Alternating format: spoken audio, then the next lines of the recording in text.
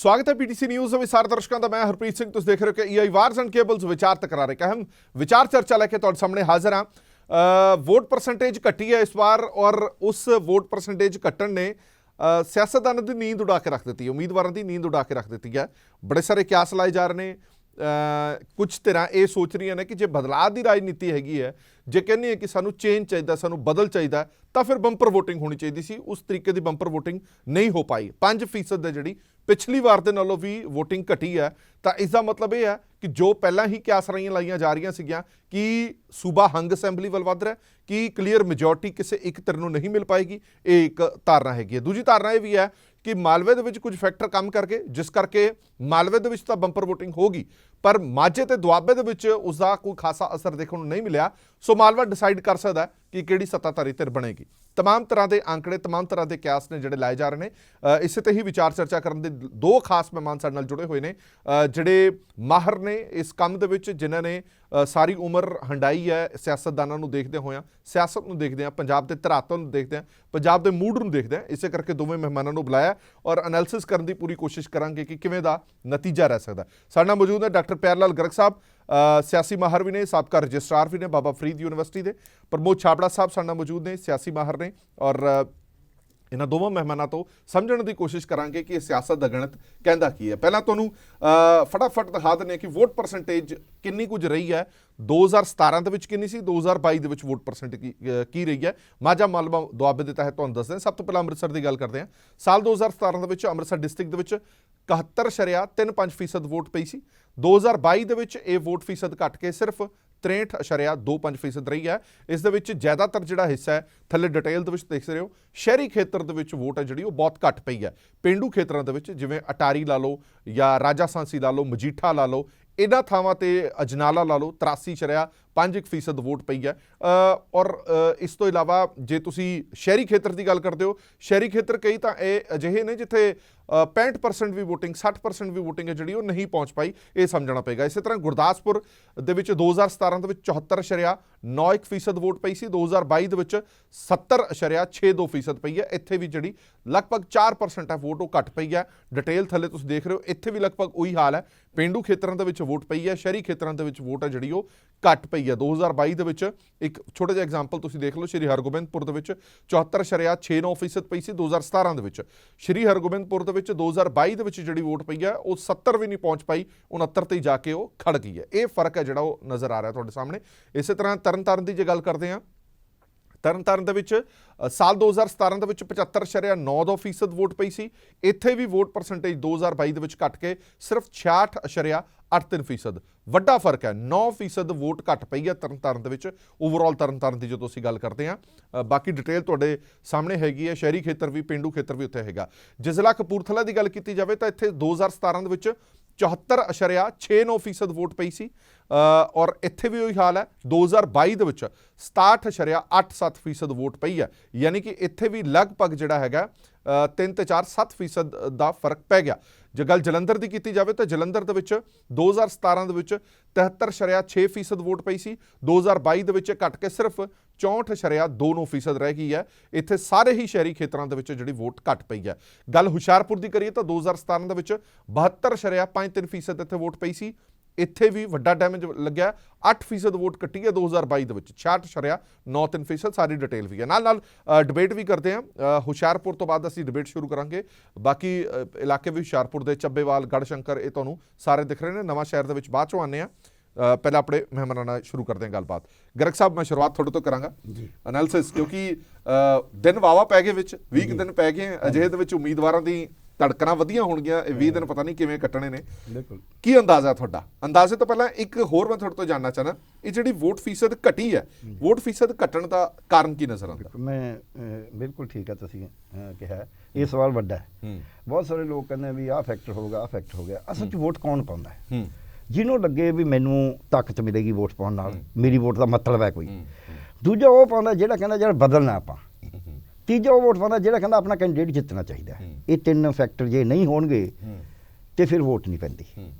हुण इस बारी की होया, इस बारी जिहड़ा बदलाव वाला वोटर सी वो बड़ा निराश हो गया, क्योंकि कुछ देर वो कांग्रेस ते रहा भी सिद्धू है फलाना है, कुछ देर वो ਸੰਯੁਕਤ ਸਮਾਜ ਮੋਰਚੇ ਤੇ ਰਿਹਾ ਵੀ ਕਿਸਾਨੀ ਵਾਲੇ ਵੀ ਕੁਝ ਕਰਨਗੇ।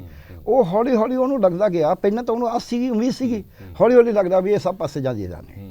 ਇੱਕ ਸਟੇਜ ਤੇ ਆ ਕੇ ਉਹ ਜਿਹੜਾ ਬਦਲਾਅ ਵਾਲਾ ਵੋਟਰ ਸੀ ਉਹਨੇ ਤਾਂ ਇਹ ਸੋਚਣਾ ਸ਼ੁਰੂ ਕਰਤਾ ਵੀ ਯਾਰ ਜੇ ਮਾਫੀਆ ਹੀ ਚੱਲਣਾ, ਉਹ ਭਾਵੇਂ ਅਮਰਿੰਦਰ ਸਿੰਘ ਚਲਾਵੇ, ਭਾਵੇਂ ਸੁਖਬੀਰ ਬਾਦਲ ਚਲਾਵੇ, ਭਾਵੇਂ ਚੰਨੀ ਸਾਹਿਬ ਚਲਾਈ ਜਾਣ, ਕਾਂਗਰਸ ਚਲਾਈ ਜਾਵੇ, ਤਾਂ ਮਾਫੀਆ ਹੀ ਹੈ। ਉਹ ਇੱਕ ਐਡੀ ਵੱਡੀ ਗੱਲ ਸੱਟ ਲੱਗੀ ਹੈ, ਕੋਈ ਕਾਂਗਰਸ ਮੰਨੇ ਨਾ ਮੰਨੇ, ਜੇ ਆਲ ਇੰਡੀਆ ਦੀ ਕਾਂਗਰਸ ਉਹਦੀ ਸਪੋਰਟ ਕਰਦੀ ਹੈ ਉਹਦਾ ਬਹੁਤ ਨੁਕਸਾਨ ਹੋਇਆ, ਜਿਹੜਾ ਵੋਟਰ ਵੋਟ ਪਾਉਣਾ ਚਾਹੁੰਦਾ ਸੀ ਬਦਲਾਅ ਵਾਸਤੇ। ਦੂਜਾ ਫਿਰ ਉਹਦੇ 'ਚ ਉਹਨੇ ਫੈਸਲਾ ਤਾਂ ਕਰ ਲਿਆ ਵੀ ਆਪਾਂ ਦੂਜੇ ਪਾਸੇ ਚਲੇ ਜਾਂਦੇ ਹਾਂ। ਹੁਣ ਇਹ ਤਾਂ 2 ਦਾ ਫਾਤੀਆ ਜਿਹਾ ਪੜਿਆ ਗਿਆ, ਪਰ ਉਸੇ ਵਕਤ ਹੀ ਉਹ ਜਿਹਨੇ ਲੈਣੀ ਸੀ ਉਹ ਕਹਿੰਦਾ ਜੀ ਹਿੰਦੂਆਂ ਨੂੰ ਬੜਾ ਖਤਰਾ ਹੈ। ਉਹ ਕਹਿੰਦੇ ਯਾਰ ਇਹ ਵੀ ਉਸੇ ਗਲਤੀ ਆ ਗਿਆ। ਉਹ ਫਿਰ ਬਦਲਾਅ ਵਾਲਾ ਵੋਟਰ ਘਰੇ ਬਹਿ ਗਿਆ ਬਹੁਤ ਕਾਫੀ ਸਾਰਾ। ਦੂਜਾ ਜਿਹੜੇ ਪੱਕੇ ਸੀ ਉਹਨਾਂ ਨੂੰ ਤਾਂ ਹੋ ਗਏ, ਬਾਕੀਆਂ ਨੂੰ ਬਦਲਾਅ ਵਾਲਿਆਂ ਨੂੰ ਜਾਂ ਜਿਹੜਾ ਕਹਿੰਦਾ ਕੋਈ ਚੱਲ ਚੰਗਾ ਹੋ ਜੇ, ਉਹਨੂੰ ਕਿਹਾ ਵੀ 5 ਧਿਰਾਂ ਖੜੀਆਂ ਨੇ ਯਾਰ, ਆਪਸ ਵਿੱਚ ਲੜੀ ਜਾਂਦੇ ਨੇ, ਕਿਹਨੂੰ ਕਰੀਏ ਤੇ ਕਿਹਨੂੰ ਚੰਗਾ ਕਹੀਏ ਤੇ ਕਿਹਨੂੰ ਮਾੜਾ। ਉਹਦਾ ਹਾਲ ਉਹ ਹੋ ਗਿਆ ਵੀ ਜਦ ਸ਼ੇਰ ਤੇ ਬਘਿਆੜ ਨੇ ਪੁੱਛਿਆ ਗਿੱਦੜ ਨੂੰ ਵੀ ਪਾਲਾ ਕਦ ਹੁੰਦਾ, ਪੋਹ ਦਾ ਕਿ ਮਾਘ ਦਾ, ਕਹਿੰਦਾ ਪਾਲਾ ਨਾ ਪੋਹ ਨਾ ਮਾਘ, ਪਾਲਾ ਵਾਏ ਦਾ। ਉਹ ਵਿੱਚ ਵਿਚਾਲੇ ਹੋ ਗਏ ਵੀ ਛੱਡ ਪਰ ਆਪਾਂ ਵਾਏ ਦਾ ਪਾਲਾ ਰੱਖੋ, ਉਹ ਗਿਆ ਨਹੀਂ। ਇਸ ਕਰਕੇ ਵੋਟ ਪਰਸੈਂਟੇਜ ਤੁਹਾਨੂੰ ਇਹ ਲੱਗਦਾ ਕਿ ਜਿਹੜੀ 5% ਵੋਟ ਸੀਗੀ ਉਹ ਚੇਂਜ ਵਾਲੀ ਵੋਟ ਸੀ ਜਿਹੜੀ ਘਰ ਬੈਠ ਗਈ, ਉਹਨੂੰ ਚੇਂਜ ਦਿਖਾਈ ਨਹੀਂ ਨਹੀਂ ਸਾਰੀ 5% ਚੇਂਜ ਵਾਲੀ ਨਹੀਂ ਹੈ। ਉਹਦੇ ਚ ਕੁਝ ਉਹ ਸੀ ਵੀ ਜਿਹੜੇ ਚੰਗੇ ਬੰਦੇ ਨੂੰ ਵੋਟ ਪਾਉਣ ਵਾਲੀ ਆ, ਵੀ ਕੁਝ ਨਾ ਕੁਝ ਹੋਏਗਾ। ਉਹ ਕੋਈ ਐ ਨਹੀਂ ਚੇਂਜ ਕਰਦਾ ਵੀ ਕਿਸੇ ਇੱਕ ਪੋਲੀਟੀਕਲ ਪਾਰਟੀ ਨੂੰ ਨਜ਼ਰ ਨਹੀਂ ਆਇਆ, ਉਹਨੂੰ ਨਜ਼ਰ ਨਹੀਂ ਆਇਆ। ਉਹਨੂੰ ਲੱਗਿਆ ਵੀ 5 ਖੜੇ ਹੋ ਗਏ ਯਾਰ, ਇਹ ਤਾਂ ਲੜੀ ਜਾਂਦੇ ਨੇ ਆਪਸ ਵਿੱਚ। ਕਿਸੇ ਵੀ ਪਾਰਟੀ ਨੇ ਇਹ ਕਾਰਨ 'ਚ ਕੋਸ਼ਿਸ਼ ਨਹੀਂ ਕਰੀ ਇਹ ਦਿਖਾਵੇ, ਸਵਾਏ ਮੈਨੂੰ, ਹਾਲਾਂਕਿ ਕੋਈ ਕਹਿ ਸਕਦਾ ਵੀ ਇਸ ਚੈਨਲ ਤੇ ਬੈਠ ਕੇ ਸ਼ਾਇਦ ਗੱਲ ਕਰ ਰਿਹਾ ਹੈ, ਅਕਾਲੀ ਦਲ ਦੀ ਇੰਟਰਨਲ ਫਾਈਟ ਲੋਕਾਂ ਦੇ ਸਾਹਮਣੇ ਉਸ ਤਰ੍ਹਾਂ ਦੀ ਆਈ ਨਹੀਂ। ਬਾਕੀਆਂ 'ਚ ਸਭ ਦੀ ਸਾਹਮਣੇ ਆ ਗਈ ਨਾ, ਤੇ ਅਕਾਲੀ ਦਲ ਦਾ ਆਪਾਂ ਨੂੰ ਪਤਾ ਹੀ ਹੈ ਜਿੰਨਾ ਕੁ ਪ੍ਰਭਾਵ ਸੀਗਾ ਲੋਕਾਂ 'ਚ, ਖਾਸ ਕਰਕੇ ਜੇ ਆਪਾਂ ਓਵਰਆਲ ਪੰਜਾਬ ਨੂੰ ਲਈਏ। ਸੋ ਇਸ ਕਰਕੇ ਲੋਕਾਂ ਨੂੰ ਐਂ ਲੱਗਿਆ ਵੀ ਯਾਰ ਉਹ ਐਸੇ ਨੇ, ਉਹ ਐਸੇ ਨੇ, ਆਪਾਂ ਕੀ ਲੈਣਾ। ਜਿਹੜਾ ਮਿਡਲ ਕਲਾਸ ਵੋਟਰ ਹੈ, ਜਿਹੜਾ ਚੇਂਜ ਵਾਲਾ ਦੂਜਾ ਵੋਟਰ ਸੀ ਪਿੰਡ ਦਾ, ਉਹਦੇ ਵਿੱਚੋਂ ਵੋਟਰ ਵੰਡਿਆ ਗਿਆ। ਉਹ ਵੰਡੇ ਜਾਣ ਦੇ 2-3 ਕਾਰਨ ਫੈਕਟਰ ਇਕੱਠੇ ਹੋ ਗਏ। ਜਿੱਦਾਂ ਇਹ ਕਰਤਾ ਵੀ ਰਾਮ ਰਹੀਮ ਨੂੰ ਛੱਡਿਆ, ਪਹਿਲਾਂ ਤਾਂ ਉਹਨੇ ਸੋਚਿਆ ਜਿਹੜਾ ਬਦਲਾਅ ਵਾਲਾ ਸੀ 2 ਪਾਸੇ ਵੰਡਿਆ ਗਿਆ। ਰਾਮ ਰਹੀਮ ਦੇ ਚੇਲੇ ਵੀ ਬਦਲਾਅ ਵਾਲੇ ਹੈਗੇ ਸੀ। ਫਿਰ ਉਹਨਾਂ ਨੇ ਕਹਿਤਾ ਵੀ ਦੇਖੋ ਬੀਜੇਪੀ ਨੇ ਸਾਨੂੰ ਮਦਦ ਕਰੀ ਹੈ, ਨਾਲ ਕਹਿੰਦੇ ਉਹ ਅਕਾਲੀ ਦਲ ਵੀ ਮਾੜਾ ਨਹੀਂ ਹੈ। ਉਹ ਤਾਂ ਅੰਡਰਸਟੂਡ ਉਸੇ ਦਿਨ ਹੋ ਗਿਆ ਸੀ, ਕਹੇ ਨਾ ਕਹੇ ਵੀ ਇਹਨਾਂ ਦੇ ਜਿਹੜੇ ਸਿੱਖ ਫਾਲੋਅਰ ਨੇ ਉਹ ਅਕਾਲੀ ਦਲ ਨੂੰ ਵੋਟ ਪਾਉਣਗੇ, ਜਿਹੜੇ ਹਿੰਦੂ ਫਾਲੋਅਰ ਨੇ ਉਹ ਬੀਜੇਪੀ ਨੂੰ। ਇਨ ਜਨਰਲ ਉਹਨਾਂ ਨੇ ਨਾਲ ਦੀ ਨਾਲ ਹੀ ਉਹਨਾਂ ਦਾ ਤੀਜਾ ਧੜਾ ਖੜਾ ਹੋ ਗਿਆ। ਉਹ ਕਹਿੰਦੇ ਇਹ ਤਾਂ ਗੱਲ ਮਤਲਬ ਹੀ ਕੋਈ ਨਹੀਂ, ਆਪਾਂ ਤਾਂ ਨੋਟਾ ਦੱਬਣਾ ਹੈ। ਸੋ ਉਹਨੇ ਵੀ ਡੀਮੋਰਲਾਈਜ਼ ਕਰਿਆ ਡੇਰੇ ਨੂੰ ਵੀ, ਪਰ ਡੇਰੇ ਫੈਕਟਰ ਨਾਲ ਥੋੜੀ ਜਿਹੀ ਵੋਟ ਵਧੀ ਹੈ, ਇਹ 'ਚ ਕੋਈ ਸ਼ੱਕ ਨਹੀਂ। ਇੱਕ ਛੋਟਾ ਜਿਹਾ ਹੋਰ ਸਵਾਲ, ਤੁਹਾਡੇ ਜਵਾਬ ਦੇ ਵਿੱਚੋਂ ਇੱਕ ਸਵਾਲ ਹੋਰ ਨਿਕਲਿਆ, ਜਿਹੜੀ ਵੋਟ ਘਰ ਬੈਠ ਗਈ ਜਾਂ ਜਿਹੜੀ ਵੋਟ ਖੱਬੇ ਸੱਜੇ ਚਲੀ ਗਈ, ਨੁਕਸਾਨ ਸਭ ਤੋਂ ਵੱਡਾ ਕਿਹਦਾ ਕਰਕੇ ਗਈ ਹੈ? ਉਹ ਆਪ ਨੂੰ। ਉਹਦਾ ਨੁਕਸਾਨ ਦੇਖੋ ਬਦਲਾਅ ਕਿਹਨੇ ਕਰਨਾ ਹੈ, ਲੋਕਾਂ ਦੀ ਨਜ਼ਰ 'ਚ ਉਹ ਚੰਗਾ ਹੈ ਮਾੜਾ ਹੈ ਸੱਚ ਹੈ ਝੂਠ ਹੈ, ਇਸ 'ਚ ਨਹੀਂ ਮੈਂ ਅੱਜ ਜਾ ਰਿਹਾ, ਉਹ ਆਪਾਂ ਬਾਅਦ 'ਚ ਐਨਾਲਿਸਿਸ ਕਰੇ। ਲੋਕਾਂ ਦੀ ਨਜ਼ਰ ਇਹ ਸੀ ਵੀ ਅਕਾਲੀ ਦਲ ਨੇ ਤਾਂ ਜੀ ਪਹਿਲਾਂ ਵੀ ਜੋ ਕਰਿਆ 10 ਸਾਲ ਰਾਜ ਇਹੋ ਜਿਹਾ ਹੀ ਹਾਲ ਹੈ ਇਹਨਾਂ ਦਾ। ਅਕਾਲੀ ਦਲ ਨੇ ਕੋਈ ਨਵੀਂ ਸਵਾਏ ਇਸ ਦੇ ਕਿ ਹਰਸਿਮਰਤ ਕੌਰ ਬਾਦਲ ਨੇ ਰਿਜ਼ਾਈਨ ਕਰਿਆ, ਐਨਡੀਏ ਨਾਲ ਨਾਤਾ ਤੋੜਿਆ, ਪਰ ਇਹ ਆਪਣੇ ਆਪ ਨੂੰ ਇਹ ਕਲੀਅਰ ਨਹੀਂ ਕਰ ਸਕੇ ਵੀ ਅਸੀਂ ਮੁੜ ਕੇ ਨਹੀਂ ਰਲਦੇ ਉਹਨਾਂ ਨਾਲ। ਜੇ ਅਕਾਲੀ ਦਲ ਇਹ ਕਰ ਜਾਂਦਾ ਤੇ ਅਕਾਲੀ ਦਲ ਨੇ ਐਤਕੀ ਜਿੱਤਣਾ ਸੀ ਕਿ ਅਸੀਂ ਜੋ ਮਰਜ਼ੀ ਹੋ ਜਾਏ, ਕਾਲਾ ਚੋਰ ਆ ਜੇ, ਅਸੀਂ ਹਾਰ ਜਾਈਏ, ਅਸੀਂ ਬੀਜੇਪੀ ਨਾਲ ਨਹੀਂ ਰਲਦੇ। ਇਹ ਕਰ ਨਹੀਂ ਸਕੇ ਨਾ ਇਹ ਸੈਂਟਰ ਸਟੇਟ ਰਿਲੇਸ਼ਨ ਤੇ। ਸੋ ਇਸ ਕਰਕੇ ਇਹਨਾਂ ਦਾ ਆਪਦਾ ਕੈਡਰ ਹੈਗਾ, ਉਹ 'ਚ ਕੋਈ ਸ਼ੱਕ ਨਹੀਂ। 20% ਵੋਟ ਅਕਾਲੀ ਦਲ ਦੀ, ਚਾਹੇ ਜਿੰਨਾ ਮਰਜ਼ੀ ਇਹਨਾਂ ਦੇ ਵਿਰੁੱਧ ਹੋ ਜਾਏ ਹਵਾ, ਟੋਟਲ ਦੁਨੀਆ ਉਲਟ ਹੋ ਜਾਏ, 20% ਵੋਟ ਇਹਨਾਂ ਨੂੰ ਪੈਣੀ ਹੈ। ਕੈਡਰ ਇਹਨਾਂ ਦੇ ਪਿੰਡ ਤੱਕ ਹੈ, ਪਰ ਇਹਨੇ ਉਹਨੂੰ ਉਸ ਤਰੀਕੇ ਨਾਲ ਨਹੀਂ ਲੈ ਸਕੇ। ਜਿਹੜੀ ਕਾਂਗਰਸ ਸੀ, ਕਾਂਗਰਸ ਤੋਂ ਨਵਜੋਤ ਸਿੱਧੂ, ਪ੍ਰਗਟ ਸਿੰਘ ਤੇ ਇਹਨਾਂ ਦਾ ਲੋਕਾਂ ਨੂੰ ਉਮੀਦ ਸੀ ਵੀ ਕੁਝ ਕਰਨਗੇ। ਰਾਜਾ ਵੜਿੰਗ, ਸੁਖਪਾਲ ਖਹਿਰਾ ਤੇ ਅਟੈਕ ਹੋ ਗਿਆ, ਇਹਦੇ ਬਾਵਜੂਦ ਲੋਕਾਂ ਨੂੰ ਵੀ ਯਾਰ ਤਕੜਾ ਖੜਾ ਹੈ। ਆਪਾਂ ਨੂੰ ਪਤਾ ਹੀ ਹੈ ਪੰਜਾਬੀ ਇਸ ਗੱਲ ਤੇ ਤਾਂ ਮੰਨਦੇ ਹੀ ਨੇ ਨਾ। ਉਹਦੇ ਵਿੱਚ ਹੋਇਆ ਉਹਨਾਂ ਲੱਗਿਆ ਵੀ ਤਾਂ ਸਾਰਿਆਂ ਨੂੰ ਹਰਾਉਣ ਤੇ ਤੁਰੇ ਹੋਏ ਨੇ ਇਹਨਾਂ ਬੰਦਿਆਂ ਨੂੰ, ਤਾਂ ਉਧਰ ਭਗਵੰਤ ਮਾਨ ਨੂੰ ਹਰਾਉਣ ਤੇ ਤੁਰੇ ਹੋਏ ਨੇ। 5-6 ਬੰਦਿਆਂ ਦਾ ਆਪਾਂ ਜਿੰਨਾ ਮਰਜ਼ੀ ਕਹਿ ਲਈਏ, ਪੰਜਾਬ ਦੇ ਵਿੱਚ ਇੱਕ ਲੋਕਾਂ 'ਚ ਆਮ ਜਿਹੜੇ ਬਦਲਾਅ ਵਾਲੇ ਤੁਸੀਂ ਕਹਿੰਦੇ ਹੋ, ਖਾਸ ਕਰਕੇ ਮਿਡਲ ਕਲਾਸ, ਉਹਦੇ 'ਚ ਪ੍ਰਭਾਵ ਸੀਗਾ। ਉਹ ਪ੍ਰਭਾਵ ਉਹਨਾਂ ਨੂੰ ਪਤਾ ਲੱਗਿਆ ਵੀ ਇਹਨਾਂ ਨੂੰ ਤਾਂ ਇਹ ਸਾਰੀ ਹਰਾਉਣ ਤੇ ਤੁਰੇ ਨੇ, ਆਪਾਂ ਲੈਣਾ ਕੋਈ ਫਾਇਦਾ ਨਹੀਂ ਹੈ। ਸੋ ਇਸ ਕਰਕੇ ਉਹ ਜਿਹੜੀ ਵੋਟ ਸੀ ਉਹਦਾ ਨੁਕਸਾਨ ਜ਼ਿਆਦਾ ਆਪ ਨੂੰ ਹੋਇਆ, ਤੇ ਦੂਜਾ ਨੁਕਸਾਨ ਉਹਦਾ ਕਾਂਗਰਸ ਨੂੰ ਹੋਇਆ, ਕਿਉਂਕਿ ਬਦਲਾਅ ਵਾਲੀ ਵੋਟ ਕਾਂਗਰਸ ਨੂੰ ਵੀ ਜਾਣੀ ਸੀ ਥੋੜੀ ਜਿਹੀ, ਉਹ ਟੁੱਟ ਗਈ ਉਹਦੇ ਨਾਲ ਵੀ ਨਾ ਜੀ ਇਹਨਾਂ ਦਾ ਕੁਝ ਨਹੀਂ ਕਰਨਾ, ਇਹਨਾਂ ਦਾ ਉਹੀ ਹਾਲ ਹੈ, ਉਹੀ ਬਹੀਂ ਉਹੀ ਘਾੜਾ। ਇਹ ਤਾਂ ਐਵੇਂ ਅਮਰਿੰਦਰ ਸਿੰਘ ਨੂੰ ਕਹੀ ਜਾਂਦੇ ਨੇ ਵੀ ਉਹਨੇ ਮਾਫੀਆ ਚਲਾਇਆ, ਇਹ ਤਾਂ ਖੁਦ ਹੀ ਚਲਾਈ ਜਾਂਦੇ ਨੇ। ਹਾਂ, ਕਿਉਂਕਿ ਚੋਣਾਂ ਤੋਂ ਪਹਿਲਾਂ ਜੋ ਕੁਝ ਵੀ ਘਟਨਾਕ੍ਰਮ ਹੋਇਆ ਚੰਨੀ ਦੇ ਰਿਸ਼ਤੇਦਾਰ ਦੇ ਨਾਲ, ਉਹਨੇ ਵੀ ਥੋੜਾ ਡੈਮੇਜ ਤਾਂ ਇਹਨਾਂ ਨੂੰ ਕੀਤਾ ਹੈ ਥੋੜਾ ਨਹੀਂ ਜ਼ਿਆਦਾ। ਹਾਈ ਕਮਾਂਡ ਵੀ ਜਦੋਂ ਉਸ ਹੱਕ ਦੇ ਵਿੱਚ ਹੀ ਖੜ ਗਈ, ਤੁਹਾਨੂੰ ਲੱਗਿਆ ਕਿ ਇਸ ਹਮਾਮ 'ਚ ਸਾਰੇ ਹੀ ਨੰਗੇ ਆ, ਇਹ ਵੀ ਨਾਲ ਹੀ ਮਿਲੇ ਹੋਏ ਆ। ਮੈਨੂੰ ਸਵੇਰੇ ਕੋਈ ਪੁੱਛ ਰਿਹਾ ਸੀ ਕਿ ਬੈਂਕ ਕਹਿਣਾ ਮੈਂ ਕਿਹਾ ਜਿੱਦਾਂ ਪਹਿਲੇ ਦਿਨ ਸੁਰਜੇਵਾਲਾ ਨੇ ਸਟੇਟਮੈਂਟ ਦੇਤੀ ਤਾਂ ਮੈਨੂੰ ਜਾਂ ਹੋਰ ਬਹੁਤ ਸਾਰੇ ਬੰਦਿਆਂ ਨਾਲ ਮੇਰੀ ਗੱਲ ਹੁੰਦੀ ਹੈ, ਇਹ ਲੱਗਿਆ ਵੀ ਸ਼ਾਇਦ ਇਹਨਾਂ ਨੇ ਰਸਮੀ ਜੀ ਸਟੇਟਮੈਂਟ ਦਿੱਤੀ ਹੈ। ਜਿੱਦੇ ਖੜਗੇ ਸਾਹਿਬ ਖੜ ਗਏ, ਪ੍ਰਿਯੰਕਾ ਖੜ ਗਈ, ਉਹਦੇ ਤੋਂ ਹੋ ਗਏ ਵੀ ਤਾਂ ਮਾਫੀਆ ਦੇ ਨਾਲ ਖੜ ਗਏ। ਉਹਦੇ ਸੱਚੇ ਮੁੱਚੀ ਮੇਰੇ ਵਰਗਾ ਬੰਦਾ ਜਿਹਨੇ ਕਿਸੇ ਤੋਂ ਕੁਝ ਨਹੀਂ ਲੈਣਾ, ਉਹਨੂੰ ਵੀ ਡਿਕਟਰ ਵੀ ਇਹ ਹੋਇਆ ਵੀ ਯਾਰ ਅੱਛਾ ਇੰਨਾ ਮਾੜਾ ਹੋ ਸਕਦਾ। ਜਿਵੇਂ ਜੇ ਅਕਾਲੀ ਜੀ ਹਾਰਦੇ ਨੇ, ਫਰੈਂਕਲੀ ਸਪੀਕਿੰਗ ਥੱਲੇ ਜਾਂਦੀ ਹੈ, ਤਾਂ ਮੈਨੂੰ ਅਫਸੋਸ ਹੁੰਦਾ ਵੀ ਯਾਰ ਪੰਜਾਬ ਨੂੰ ਤਾਂ ਬਚਾਉਣਾ ਕਿਸੇ ਨੇ। ਸੋ ਜੇ RSS ਦੇ ਬੰਦੇ ਮਾੜਾ ਕੰਮ ਕਰਨਗੇ ਤਾਂ ਮੈਨੂੰ ਅਫਸੋਸ ਹੁੰਦਾ ਵੀ ਜਿਹੜੇ ਚੰਗਾ ਕੰਮ ਕਰਨ ਵਾਲੇ ਵੀ ਮਾੜਾ। ਸੋ ਮੈਨੂੰ ਲੱਗਿਆ ਵੀ ਜੇ ਕਾਂਗਰਸ ਦੀ ਹਾਈ ਕਮਾਂਡ ਤੁਰ ਗਈ, ਫਿਰ ਆਪਾਂ ਇਹਦੇ ਚੋਂ ਕੀ ਨਿਕਲਣਾ। ਉਹੀ ਗੱਲ ਸਾਹਮਣੇ ਆਈ ਹੈ। ਇੱਕ ਹੋਰ ਗੱਲ ਹੋਈ ਹੈ ਜਿਹੜੀ ਆਪਾਂ ਰਿਅਲਾਈਜ਼ ਨਹੀਂ ਕਰ ਰਹੇ, ਉਹ ਜਿਹੜੀ ਚੇਂਜ ਵਾਲੀ ਵੋਟਰ ਸੀ, ਕੋਈ ਵੀ ਸੀ, ਜਿੱਦੇ ਇਹਨਾਂ ਨੇ ਕਾਸਟ ਕਾਰਡ ਖੇਡ ਲਿਆ, ਚੰਨੀ ਸਾਹਿਬ ਨੇ ਤਾਂ ਕਹਿਣਾ ਸ਼ੁਰੂ ਕਰਤਾ ਕਾਸਟ ਕਾਰਡ ਸੀਗਾ, ਉਹਦੇ ਨਾਲ ਸ਼ਡਿਊਲਡ ਕਾਸਟ ਦੀ ਵੋਟ ਇਹਨਾਂ ਨੂੰ 5% ਮਿਲਣ ਦੀ ਦੁਆਬੇ 'ਚ ਵੋਟਿੰਗ ਤਾਂ ਹੀ ਜ਼ਿਆਦਾ ਹੋਈ ਹੈ ਇਹਨਾਂ ਦੀ ਜਿਹੜੀ ਹੈਗੀ ਆ, ਹਨੇਰੀ ਕਹਿੰਦੇ ਨੇ ਚੱਲ ਰਹੀ ਹੈ ਜਿਹੜੇ। ਤੇ ਉਹਦੇ ਵਿੱਚ ਜਿਹੜੀ ਇਹ ਜੀ ਵੋਟ ਮਿਲੀ, ਉਹਦੇ ਨਾਲ ਕੁਝ ਲੋਕ ਇਸ ਗੱਲ ਤੇ ਨਾਰਾਜ਼ ਵੀ ਨੇ ਜੋ ਕੁਝ ਹੋ ਰਿਹਾ। ਉਹਦੇ ਵਿੱਚੋਂ ਹਾਇਰ ਕਾਸਟ ਦੀ ਵੋਟ ਸੀ ਜਿਹੜੀ, ਉਹ ਕੁਝ BJP ਨੂੰ ਸ਼ਿਫਟ ਹੋਈ, ਕੁਝ ਅਕਾਲੀਆਂ ਨੂੰ ਸ਼ਿਫਟ ਹੋਈ, ਕੁਝ ਆਪ ਨੂੰ ਸ਼ਿਫਟ ਹੋਈ। ਮਤਲਬ ਜਿੰਨੀ ਉਧਰੋਂ ਤੁਸੀਂ ਕਮਾਈ ਹੈ ਉਨੀ ਤੁਸੀਂ ਗਵਾ ਵੀ ਲਈ, ਲਾਸ ਵੀ ਹੋਇਆ। ਠੀਕ ਹੈ ਛਾਬੜਾ ਸਾਹਿਬ ਇੱਕ ਗੱਲ ਹੋਰ, ਓਵਰਆਲ ਵੋਟਿੰਗ ਤੋਂ ਇਲਾਵਾ ਜੇ ਅਸੀਂ ਗੱਲ ਮਾਲਵੇ ਦੀ ਕਰਦੇ ਹਾਂ ਤਾਂ ਮਾਲਵੇ ਦੇ ਕਈ ਹਿੱਸਿਆਂ ਦੇ ਵਿੱਚ ਬੰਪਰ ਵੋਟਿੰਗ ਹੋਈ ਹੈ। ਗਿੱਦੜਬਾਹਾ ਲੈ ਲਓ ਜਿੱਥੇ 85% ਵੋਟਿੰਗ ਹੋਈ ਹੈ। ਮਤਲਬ ਇਹ ਤੋਂ ਵੱਡੀ ਗੱਲ ਕੀ ਹੋ ਸਕਦੀ ਹੈ ਵੀ ਇਹ ਮੂਡ ਤੁਹਾਡਾ ਪਤਾ ਲੱਗ ਜਾਂਦਾ ਹੈ ਕਿ ਤੁਸੀਂ ਕੀ ਚਾਹੁੰਦੇ ਹੈਗੇ ਹੋ। ਜਾਂ ਤਾਂ ਜਿਹੜੀ ਸੱਤਾਧਾਰੀ ਧਿਰ ਹੈ ਉਹਨੇ ਵਿਕਾਸ ਦੀ ਨੇਰੀ ਅਜਿਹੀ ਬੰਨਤੀ, ਐਡੇ ਲੋਕ ਖੁਸ਼ ਹੋ ਗਏ ਕਿ ਦੁਬਾਰਾ ਉੱਦਾਂ ਦਾ ਬੰਦਾ ਦੇਖਣਾ ਚਾਹੁੰਦੇ, ਜਾਂ ਫਿਰ ਉਹਨਾਂ ਨੇ ਪੱਕਾ ਮਨ ਬਣਾ ਲਿਆ ਕਿ ਯਾਰ ਕੱਖ ਨਹੀਂ ਹੋਇਆ, ਹੁਣ ਆਪਾਂ ਬੰਦਾ ਬਦਲਣਾ ਹੀ ਬਦਲਣਾ। ਮਾਲਵੇ ਦੇ ਵਿੱਚ ਕਈ ਸੈਕਟਰਾਂ 'ਚ ਅਜਿਹਾ ਹੋਇਆ। ਇਹ ਬੰਪਰ ਵੋਟਿੰਗ ਜਿਹੜੀ ਮਾਲਵੇ ਦੇ ਵਿੱਚ ਹੋਈ ਹੈ, ਦੂਜੇ ਪਾਸੇ ਆਪ ਦਾ ਆਧਾਰ ਵੀ ਮਾਲਵੇ ਦੇ ਵਿੱਚ ਜ਼ਿਆਦਾ ਮੰਨਿਆ ਜਾਂਦਾ ਸੀਗਾ। ਤੁਹਾਨੂੰ ਕੀ ਲੱਗਦਾ ਇਹ ਕਿਹਦੇ ਹੱਕ 'ਚ ਜਾ ਰਹੀ ਹੈ ਗੱਲ? ਆਪ ਦੇ ਹੱਕ 'ਤੇ ਜਾ ਰਹੀ ਹੈ ਜਾਂ ਜਿਹੜੀ ਵੋਟ ਸ਼ਿਫਟ ਹੋਈ ਹੈ, ਵੰਡੀ ਗਈ ਹੈ, ਸਾਰਿਆਂ ਨੇ ਘਰੋਂ ਘਰੀ ਬਾਹਰ ਕੱਢੀ ਕਿ ਸਾਰੇ ਵੋਟ ਪਾਣ ਜਾਓ, ਉਹਦਾ ਕਾਰਨ ਹੈ ਮਾਲਵੇ ਦੇ ਵਿੱਚ ਬੰਪਰ ਵੋਟਿੰਗ ਦਾ? ਪਹਿਲਾਂ ਤਾਂ ਆਪਾਂ ਜਿਹੜੀ ਮਾਲਵੇ ਦੀ ਬੰਪਰ ਵੋਟਿੰਗ ਹੋਈ ਹੈ ਨਾ ਜੀ, ਉਹਦੇ ਵਿੱਚ ਜਿੱਥੋਂ ਤੱਕ ਮੈਂ ਕੁਝ ਲੋਕਾਂ ਨਾਲ ਗੱਲਬਾਤ ਕੀਤੀ, ਕੁਝ ਜਿਹੜੇ ਆਪਣੇ ਲਿੰਕਸ ਨੇ ਉਹਨਾਂ ਨਾਲ ਕੁਝ ਮੈਂ ਘੁੰਮਿਆ ਵੀ ਉਸ ਏਰੀਆ ਦੇ ਵਿੱਚ, ਉੱਥੋਂ ਤਾਂ ਇਹ ਸਾਬਤ ਹੁੰਦਾ ਹੈ ਜੀ ਕਿ ਸਰਕਾਰ ਦੀਆਂ ਨੀਤੀਆਂ ਦੇ ਵਿਰੋਧ ਦੇ ਵਿੱਚ ਲੋਕਾਂ ਨੇ ਆਦਾ ਜਿਹੜਾ ਹੈ ਰੋਸ਼ ਪ੍ਰਗਟ ਕੀਤਾ, ਜਿੱਥੋਂ ਤੱਕ ਮੇਰਾ ਜਾਂਦਾ। ਕਿਉਂਕਿ ਮੁਲਾਜ਼ਮ ਵਰਗ ਮਾਲਵੇ ਦੇ ਵਿੱਚ ਬਹੁਤ ਜ਼ਿਆਦਾ ਹੈ, ਔਰ ਮੁਲਾਜ਼ਮ ਵਰਗ ਦੀ ਮੈਂ ਹਮੇਸ਼ਾ ਹੀ, ਕਿਉਂਕਿ ਮੇਰੇ ਟੱਚ 'ਚ ਬਹੁਤ ਐਸੋਸੀਏਸ਼ਨਸ ਇਹਨਾਂ ਦੀਆਂ, ਇਹਨਾਂ ਦੇ ਲੀਡਰ ਸਾਹਿਬਾਨ ਮੇਰੇ ਲਿੰਕ 'ਚ ਹੈ ਜੀ, ਔਰ ਉਹਨਾਂ ਸਾਰਿਆਂ ਨੇ ਮਨ ਪਹਿਲਾਂ ਹੀ ਬਣਾ ਲਿਆ ਸੀ। ਕਿਉਂਕਿ ਜਿਹੜੀਆਂ ਇਹ ਘੋਸ਼ਣਾਵਾਂ ਕੀਤੀਆਂ ਸੀ, ਜਿਹਨੂੰ ਐਲਾਨ ਕਹੀ ਜਾਂਦੇ, ਐਲਾਨ ਜੀਤ ਨਹੀਂ, ਮੈਂ ਉਹ ਜ਼ਮੀਨੀ ਹਕੀਕਤ ਬਣ ਨਹੀਂ ਪਾਈ, ਜ਼ਮੀਨੀ ਹਕੀਕਤ ਬਣ ਨਹੀਂ ਪਾਈ, ਮੁਲਾਜ਼ਮਾਂ ਨੂੰ ਪੱਕਾ ਕਰਨ ਦੀ, ਪੇ ਕਮਿਸ਼ਨਾਂ ਦੀ ਵੀ ਥੋੜ੍ਹੀ ਬਹੁਤੀ ਉਹਨੂੰ ਆਪਾਂ ਸਹੀ ਢੰਗ ਦੇ ਨਾਲ ਲਾਗੂ ਹੋਣਾ ਚਾਹੀਦਾ ਸੀ, ਨਹੀਂ ਹੋ ਪਾਇਆ। ਉਸ ਏਰੀਏ 'ਚ ਕਿਸਾਨ ਵੋਟ ਵੀ ਬਹੁਤ ਹੈ, ਕਿਸਾਨ ਵੋਟ ਵੀ ਜਿਹੜੀ ਹੈ ਉਹ ਸਰਕਾਰ ਦੇ ਵਿਰੋਧ ਦੇ ਵਿੱਚ, ਔਰ ਕੋਈ ਐਸਾ ਵਰਗ ਨਹੀਂ ਸੀ ਪਿਛਲੇ 5 ਸਾਲਾਂ ਦੇ ਵਿੱਚ ਜਿਹੜਾ ਸੜਕਾਂ ਦੇ ਉੱਤੇ ਨਾ ਉਤਰਿਆ ਹੋਵੇ। ਔਰ ਐਸੇ ਅੰਦੋਲਨ, ਐਸੇ ਰੋਸ਼ ਪ੍ਰਗਟ ਕੀਤੇ ਆ, ਧਰਨੇ ਕਹਿ ਲਓ, ਔਰ ਜੋ ਵੀ ਕਹਿ ਲਓ, ਟੈਂਕੀਆਂ ਤੇ ਚੜ੍ਹ ਕੇ ਲੜਕੀਆਂ ਬੱਚਿਆਂ ਨੂੰ ਲੈ ਕੇ ਉੱਪਰ, ਮਤਲਬ ਤੁਸੀਂ ਉਹਨਾਂ ਨੇ ਕੀਤਾ। ਔਰ ਇਹਨਾਂ ਚੀਜ਼ਾਂ ਦਾ ਜਿਹੜਾ ਨਾ ਲੋਕਾਂ ਦੇ ਮਨਾਂ ਤੇ ਬਹੁਤ ਵੱਡਾ ਅਸਰ ਪੈਂਦਾ ਹੈ ਵੀ ਸਾਰੀ ਜ਼ਿੰਦਗੀ 8-8, 9-9 ਸਾਲਾਂ ਤੋਂ ਬੱਚੇ ਬੈਠੇ ਹੈ, ਔਰ ਰੋਸ ਦੀ ਵੋਟ ਸੀ, ਰੋਸ ਦੀ ਵੋਟ ਜਿਹੜੀ ਹੈ ਉਹ ਮੈਨੂੰ ਲੱਗਦਾ। ਔਰ ਵੈਸੇ ਵੀ ਮੇਰੇ ਖਿਆਲ ਨਾਲ ਪ੍ਰੋਫੈਸਰ ਡਾਕਟਰ ਸਾਹਿਬ ਮੇਰੇ ਨਾਲ ਸਹਿਮਤ ਹੋਣਗੇ ਕਿ ਜਦੋਂ ਵੀ ਬੰਪਰ ਵੋਟਿੰਗ ਹੁੰਦੀ ਹੈ ਨਾ, ਉਹ ਸਰਕਾਰ ਦੇ ਪੱਖ ਦੀ ਵੋਟਿੰਗ ਨਹੀਂ ਹੁੰਦੀ, ਉਹ ਸਰਕਾਰ ਦੇ ਐਂਟੀ ਵੋਟ ਹੁੰਦੀ ਹੈ। ਤੇ ਜਿਹੜੀ ਗੱਲ ਆ ਜਾਂਦੀ ਹੈ ਕੁਝ ਏਰੀਆ ਦੇ, ਸ਼ਹਿਰੀ ਏਰੀਆ ਦਾ ਜਿਹੜਾ ਲੱਗ ਰਿਹਾ ਵੀ ਵੋਟ ਘੱਟ ਪਈ ਹੈ, ਸ਼ਹਿਰੀ ਏਰੀਆ ਦੇ ਵਿੱਚ ਜ਼ਿਆਦਾਤਰ ਵੋਟ ਪੜ੍ਹੀ ਲਿਖੀ ਵੋਟ ਹੁੰਦੀ ਹੈ, ਬਿਜ਼ਨਸ ਨਾਲ ਜੁੜੇ ਹੋਏ ਲੋਕ ਹੁੰਦੇ ਹੈ, ਔਰ ਰਿਟਰਨ ਕਰਦੇ ਆ ਸਰਕਾਰ ਨੂੰ ਕਿਸੇ ਨਾ ਕਿਸੇ ਰੂਪ ਦੇ ਵਿੱਚ, ਟੈਕਸਿਸ ਦੇ ਰੂਪ ਦੇ ਵਿੱਚ ਜਾਂ ਕਿਸੇ ਰੂਪ ਦੇ ਵਿੱਚ ਵੀ। ਔਰ ਉਹ ਵਰਗ ਵੀ ਬਹੁਤ ਜ਼ਿਆਦਾ ਜਿਹੜਾ ਹੈ ਉਹ ਖੁਸ਼ ਨਹੀਂ ਸੀ। ਜਿੰਨੀ ਵੀ ਪੋਲਿੰਗ ਹੋਈ ਹੈ, ਘੱਟ ਹੋਈ ਹੈ, ਉਹਦਾ ਕਾਰਨ ਇਹ ਸੀ ਵੀ ਅਸੀਂ ਯਾਰ ਕੀ ਲੈਣਾ ਦੇਣਾ, ਇਹਨਾਂ ਨੂੰ ਚੁਣ ਲਓ ਜਾਂ ਉਹਨਾਂ ਨੂੰ ਚੁਣ ਲਓ, ਇੱਕੋ ਜੀ, ਉਸ ਚੀਜ਼ ਦਾ ਕੋਈ ਫਰਕ ਨਹੀਂ ਪੈਂਦਾ। ਇੱਕ ਗੱਲ ਨਾਲ ਮੈਂ ਵੀ ਸਹਿਮਤ ਹਾਂ ਇਹਨਾਂ ਦੇ ਨਾਲ, ਔਰ ਮੇਰਾ ਸਰਵੇ ਵੀ ਜਿਹੜਾ, ਮੇਰੀ ਗੱਲਬਾਤ ਕਈ ਜਗ੍ਹਾ ਤੇ ਹੋਈ ਹੈ, ਉਹ ਇਹ ਕਹਿੰਦੀ ਹੈ ਕਿ ਆਮ ਆਦਮੀ ਪਾਰਟੀ ਨੂੰ ਇਸ ਚੀਜ਼ ਦਾ ਬੈਨੀਫਿਟ ਮਿਲਣ ਜਾ ਰਿਹਾ। ਕਿਸ ਚੀਜ਼ ਦਾ?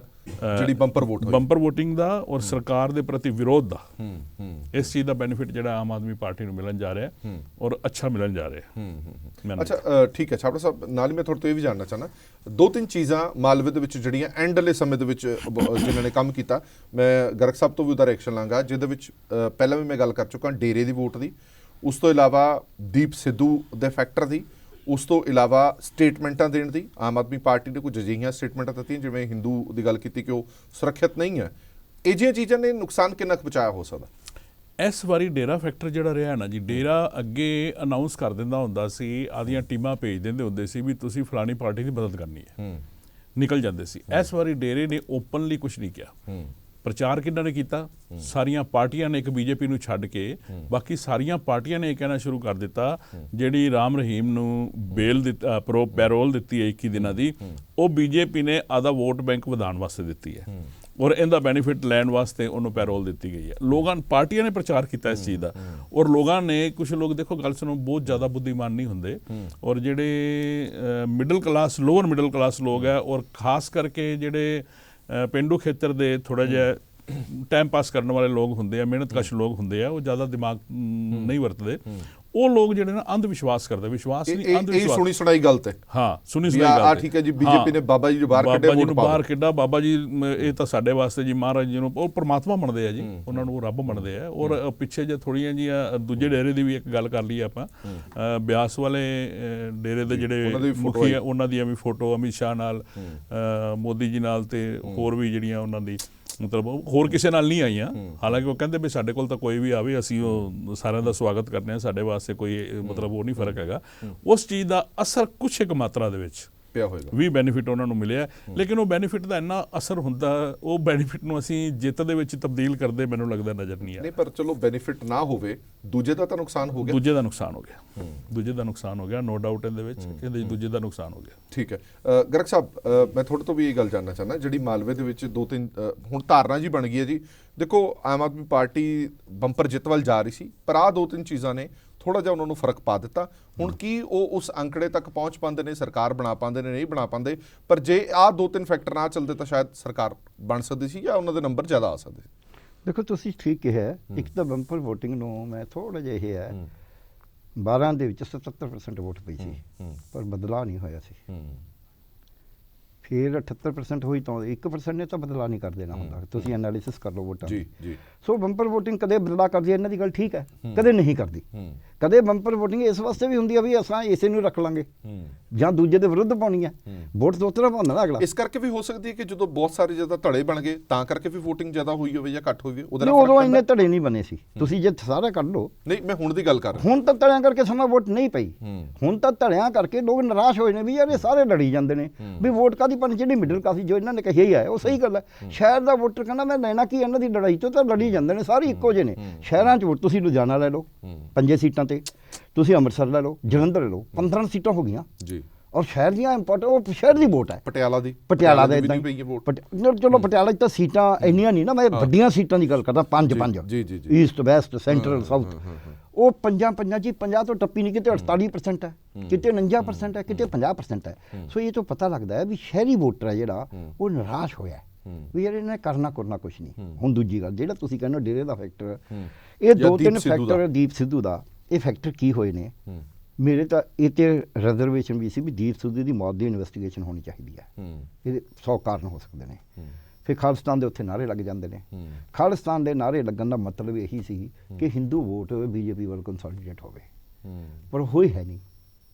ਇਹ ਵੀ ਤੁਹਾਨੂੰ ਦੱਸ ਦਿੰਦਾ ਕਿਉਂਕਿ ਜਿਹੜਾ ਪੰਜਾਬ ਦੇ 217 ਸ਼ਹਿਰ ਨੇ ਹਰਪ੍ਰੀਤ ਜੀ, ਉਹਨਾਂ ਚੋਂ 175 ਸ਼ਹਿਰ ਉਹ ਨੇ ਜਿਹੜੇ ਬਹੁਤ ਛੋਟੇ ਨੇ, ਲੌਂਗੋਵਾਲ, ਭਵਾਨੀਗੜ੍ਹ, ਹਾਂਜੀ, ਭਾਦਸੋਂ, ਕਸਬੇ ਟਾਈਪ। ਉਹਨਾਂ ਦੀ ਜਿਹੜੀ ਸਾਰੀ ਦੁਕਾਨਦਾਰੀ ਹੈ, ਚਾਹੇ ਉਹ ਆੜ੍ਹਤੀ ਹੈ, ਚਾਹੇ ਵਪਾਰੀ ਹੈ, ਚਾਹੇ ਕੱਪੜੇ ਦੀ ਦੁਕਾਨ ਹੈ, ਚਾਹੇ ਕਰਿਆਨੇ ਦੀ ਹੈ, ਉਹ ਸਾਰੀ ਪਿੰਡਾਂ ਦਾ ਗਾਹਕ ਹੈ ਉਹਦਾ।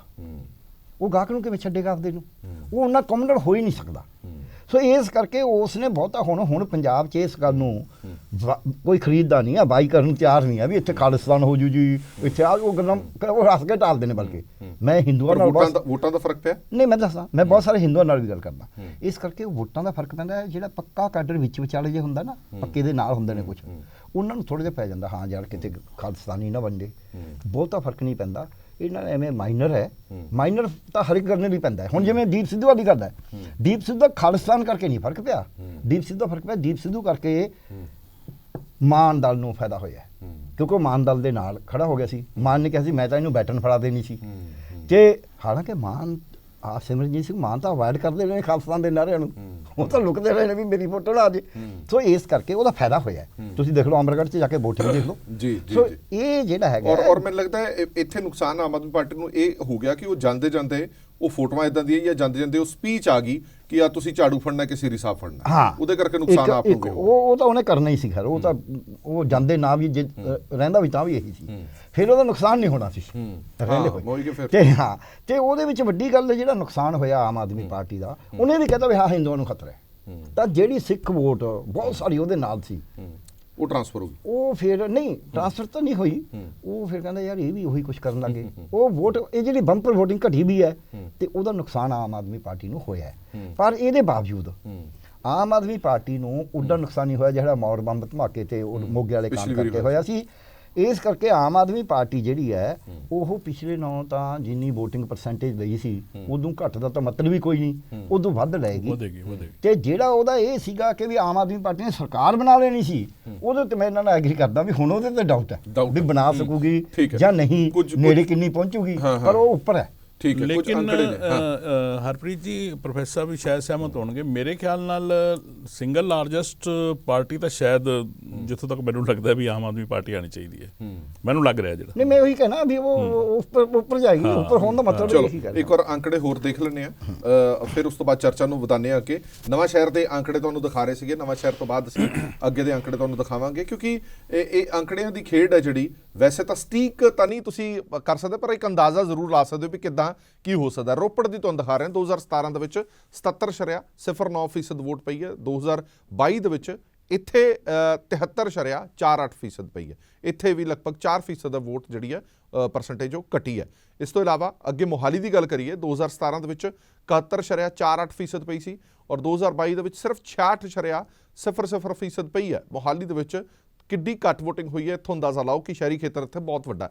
ਫਤਿਹਗੜ੍ਹ ਸਾਹਿਬ ਦੇ ਵਿੱਚ 2017 ਦੇ ਵਿੱਚ 82.38% ਪੈਂਦੀ ਹੈ, ਉਹੀ ਘੱਟ ਕੇ 2022 ਦੇ ਵਿੱਚ 76.56% ਹੀ ਰਹਿ ਜਾਂਦੀ ਹੈ। ਇਹ VOTING ਦਾ ਟ੍ਰੈਂਡ ਹੈ ਜਿਹੜਾ। ਲੁਧਿਆਣਾ ਦੀ ਜੇ ਗੱਲ ਕੀਤੀ ਜਾਵੇ ਤਾਂ 2017 ਦੇ ਵਿੱਚ 74.74% ਔਰ 2022 ਦੇ ਵਿੱਚ ਸਿਰਫ ਤੇ ਸਿਰਫ 65.68%, 9% ਵੋਟ ਘਟ ਗਈ ਹੈ। 9% 8% ਵੋਟਾਂ ਘਟੀਆਂ ਨੇ ਇੱਥੇ। ਇਹ ਤੁਸੀਂ ਲੁਧਿਆਣਾ ਦੀ ਦੇਖ ਰਹੇ ਹੋ। ਲਗਭਗ ਜਿੰਨਾ ਵੀ ਇਹਦਾ ਸ਼ਹਿਰੀ ਖੇਤਰ ਹੈ ਉਹ ਸਾਰਾ ਹੀ ਘੱਟ ਹੈ। ਜੇ ਗੱਲ ਪਿੰਡਾਂ ਦੀ ਕੀਤੀ ਜਾਵੇ ਤਾਂ ਪਿੰਡਾਂ ਦੇ ਵਿੱਚ ਵੋਟ ਵਧੀ ਹੈ। ਮੋਗਾ ਦੀ ਜੇ ਗੱਲ ਕੀਤੀ ਜਾਵੇ ਤਾਂ 2017 ਦੇ ਵਿੱਚ 79.59% ਸੀ, 2022 ਦੇ ਵਿੱਚ ਘਟ ਕੇ 73.43% ਰਹਿ ਗਈ ਹੈ। ਇੱਥੇ ਵੀ ਪਿੰਡਾਂ ਦੇ ਵਿੱਚ ਵੋਟ ਵਧੀ ਹੈ। ਇਸੇ ਤਰ੍ਹਾਂ ਫਿਰੋਜ਼ਪੁਰ ਦੀ ਜੇ ਗੱਲ ਕੀਤੀ ਜਾਵੇ ਤਾਂ 2017 ਦੇ ਵਿੱਚ 81.64% ਸੀ, 2022 ਦੇ ਵਿੱਚ 75.66% ਰਹਿ ਗਈ ਹੈ ਫਿਰੋਜ਼ਪੁਰ ਦੇ ਵਿੱਚ।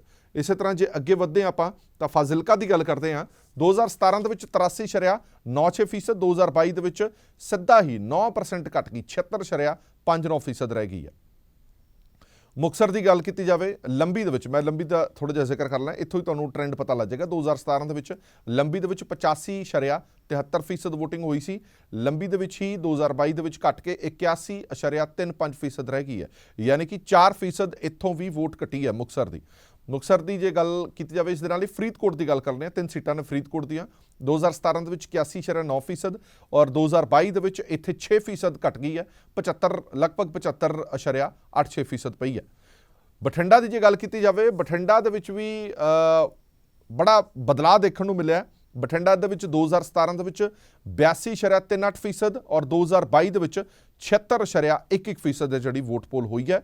ਔਰ ਇੱਥੇ ਵੀ ਪਿੰਡਾਂ ਤੇ ਸ਼ਹਿਰਾਂ ਦਾ ਵੱਡਾ ਫਰਕ ਹੈ। ਮਾਨਸਾ ਦੇ ਵਿੱਚ 86.73% 2017 ਚ ਰਹੀ ਔਰ 77% ਰਹੇਗੀ ਸਿਰਫ 2022 ਦੇ ਵਿੱਚ। ਅੱਗੇ ਵਧਣ ਤੋਂ ਪਹਿਲਾਂ ਇੱਕ ਰਿਐਕਸ਼ਨ ਗਰਗ ਸਾਹਿਬ ਤੋਂ ਲੈ ਲਈਏ, ਫਿਰ ਚਾਵਲਾ ਸਾਹਿਬ ਕੋਲ ਚੱਲਦੇ ਹਾਂ। ਗਰਗ ਸਾਹਿਬ, ਜੇ ਗੱਲ ਮਾਝੇ ਦੀ ਕੀਤੀ ਜਾਵੇ, ਮਾਝੇ ਦੇ ਵਿੱਚ ਅਗਰੈਸ਼ਨ ਬਹੁਤ ਸੀਗਾ, ਅਗਰੈਸਿਵ ਚੋਣ ਪ੍ਰਚਾਰ ਰਿਹਾ। ਅਗਰੈਸਿਵ ਚੋਣ ਪ੍ਰਚਾਰ ਦਾ ਵੋਟਰਾਂ ਤੇ ਫਰਕ ਨਹੀਂ ਪੈਂਦਾ? ਜਿੰਨੇ ਅਗਰੈਸਿਵ ਤਰੀਕੇ ਨਾਲ ਉਮੀਦਵਾਰ ਜਾਂ ਪਾਰਟੀਆਂ ਚੋਣ ਪ੍ਰਚਾਰ ਕਰਦੀਆਂ ਨੇ, ਕੀ ਤੁਹਾਨੂੰ ਲੱਗਦਾ ਨਹੀਂ ਕਿ ਲੋਕ ਵੀ ਉਨੇ ਅਗਰੈਸਿਵ ਹੁੰਦੇ ਨੇ ਕਿ ਨਹੀਂ ਹੁੰਦੇ? ਨਹੀਂ, ਬਲਕਿ ਅਗਰੈਸਿਵ ਦਾ ਨਾ ਨੁਕਸਾਨ ਹੁੰਦਾ ਹੈ, ਜ਼ਿਆਦਾ ਅਗਰੈਸਿਵ ਦਾ। ਜਿਵੇਂ ਹੁਣ ਇਸ ਵਾਰੀ ਮਜੀਠੀਆ ਤੇ ਸਿੱਧੂ ਦੀ ਜਿਹੜੀ ਲੜਾਈ ਸੀ, ਉਹ ਕੋਈ ਬਹੁਤੀ ਲੋਕਾਂ ਨੇ ਠੀਕ, ਉਹ ਲੋਕ ਟੱਕਰ ਤਾਂ ਚਾਹੁੰਦੇ ਨੇ, ਪਰ ਲੋਕ ਇੱਕ ਦੂਜੇ ਦੀ ਬਿਲਕੁਲ ਹੀ ਉਸ ਲੈਵਲ ਤੇ ਨਹੀਂ ਜਾਣਾ ਚਾਹੁੰਦੇ ਹੁੰਦੇ।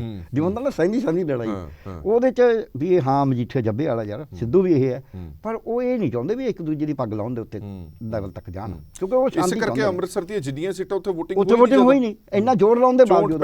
ਅੰਮ੍ਰਿਤਸਰ ਈਸਟ ਦੇ ਵਿੱਚ 53.5 0.1% ਵੋਟਿੰਗ ਹੋਈ ਹੈ। ਤੁਸੀਂ ਦੱਸੋ ਵੀ ਜਿੱਥੇ 60% 62% ਵੋਟਿੰਗ ਹੁੰਦੀ ਸੀ, ਪਿਛਲੀ ਵਾਰੀ ਸਿੱਧੂ ਨੇ 60,000 ਵੋਟ ਲਈ ਸੀ ਤੇ ਬੀਜੇਪੀ ਕੋਲ 17,000 18,000 ਸੀ, 42-43,000 ਤੇ ਜਿੱਤਿਆ ਸੀ। ਸੋ ਜਿਹੜੀ ਇਸ਼ੂ ਇਹ ਹੈ ਕਿ ਮਾਲਵੇ 'ਚ ਰੂਰਲ ਵੋਟ ਜ਼ਿਆਦੇ ਹੈ।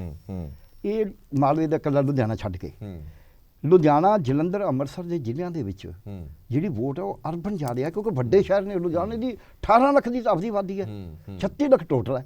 ਸੋ ਇਸ ਕਰਕੇ ਉਹ ਜਿਹੜੀ ਅਰਬਨ ਵੋਟ ਹੈ ਉਹਨੇ ਇਫੈਕਟ ਪਾਇਆ। ਇਹ 'ਚ ਕੋਈ ਦੋ ਰਾਏ ਨਹੀਂ। ਮੋਗਾ ਵੱਡਾ ਸ਼ਹਿਰ ਹੈ, ਪਟਿਆਲਾ ਵੱਡਾ ਸ਼ਹਿਰ ਹੈ, ਬਠਿੰਡਾ ਵੱਡਾ ਸ਼ਹਿਰ ਹੈ, ਉਹਨਾਂ 'ਚ ਸ਼ਹਿਰ ਦੇ ਲੈਵਲ ਤੇ ਹੋਗੀ। ਇੱਕ ਦੂਜੀ ਗੱਲ ਜਿਹੜੀ ਆਪਾਂ ਨੂੰ ਜਿਹੜੀ ਸਮਝਣ ਦੀ ਲੋੜ ਹੈ ਨਾ, ਇਹਦੇ 'ਚ ਵੀ ਵੋਟਿੰਗ ਪੈਟਰਨ ਪਰਸੈਂਟੇਜ। ਪਿਛਲੀ ਵਾਰੀ ਵੀ 1 ਕਰੋੜ 54 ਲੱਖ ਵੋਟ ਪਈ ਸੀ, ਐਤਕੀ ਵੀ 1 ਕਰੋੜ 54 ਲੱਖ ਪਈ ਹੈ। ਐਤਕੀ ਕਿਉਂਕਿ ਟੋਟਲ ਵੋਟਾਂ ਵਧ ਗਈਆਂ, ਇਸ ਕਰਕੇ ਪਰਸੈਂਟੇਜ ਘੱਟ, ਜਨਸੰਖਿਆ ਵਧ ਗਈ। ਹਾਂ, ਵੋਟਾਂ ਵੀ ਵਧ ਗਈਆਂ ਉਸ ਨਾਲ। ਤੇ ਉਹ ਜਿਹੜੀ ਪਰਸੈਂਟੇਜ ਲੋਅਰ ਹੋਈ ਉਹ 5-6% ਹਰ ਜਗ੍ਹਾ ਤੇ ਹੋਈ ਹੈ। ਔਰ ਸਵੇਰ ਤੋਂ ਦਿਖਦਾ ਸੀ। ਮੈਂ ਸਵੇਰੇ ਕਿਤੇ ਗੱਲ ਕਰ ਰਿਹਾ ਸੀ, ਕਹਿੰਦੇ ਕਿ ਮੈਂ ਇੰਨੇ % ਹੋ ਗਈ, ਇੰਨੇ % ਹੋਰ 70% ਤੇ ਜਾਊਗੀ, ਆ 72 ਆ ਗਈ। ਇਹ ਮੈਂ 12 ਵਜੇ ਕਿਹਾ ਵੀ 70% ਤੇ ਪੋਲਿੰਗ ਜਾਊਗੀ, ਕਿਉਂਕਿ ਆਹ ਫੈਕਟਰ ਨੇ ਤੁਹਾਡੇ ਸਾਹਮਣੇ 72 ਆਈ ਹੈ। ਜੀ ਜੀ ਜੀ, ਠੀਕ ਹੈ। ਹੁਣ ਜਦ ਅਸੀਂ ਇਹਨੂੰ ਕੈਲਕੂਲੇਟ ਕਰਦੇ ਹਾਂ, ਪਰ ਇਹਨੂੰ ਦੂਜੇ ਤਰ੍ਹਾਂ ਵੀ ਦੇਖਣ ਦੀ ਲੋੜ ਹੈ।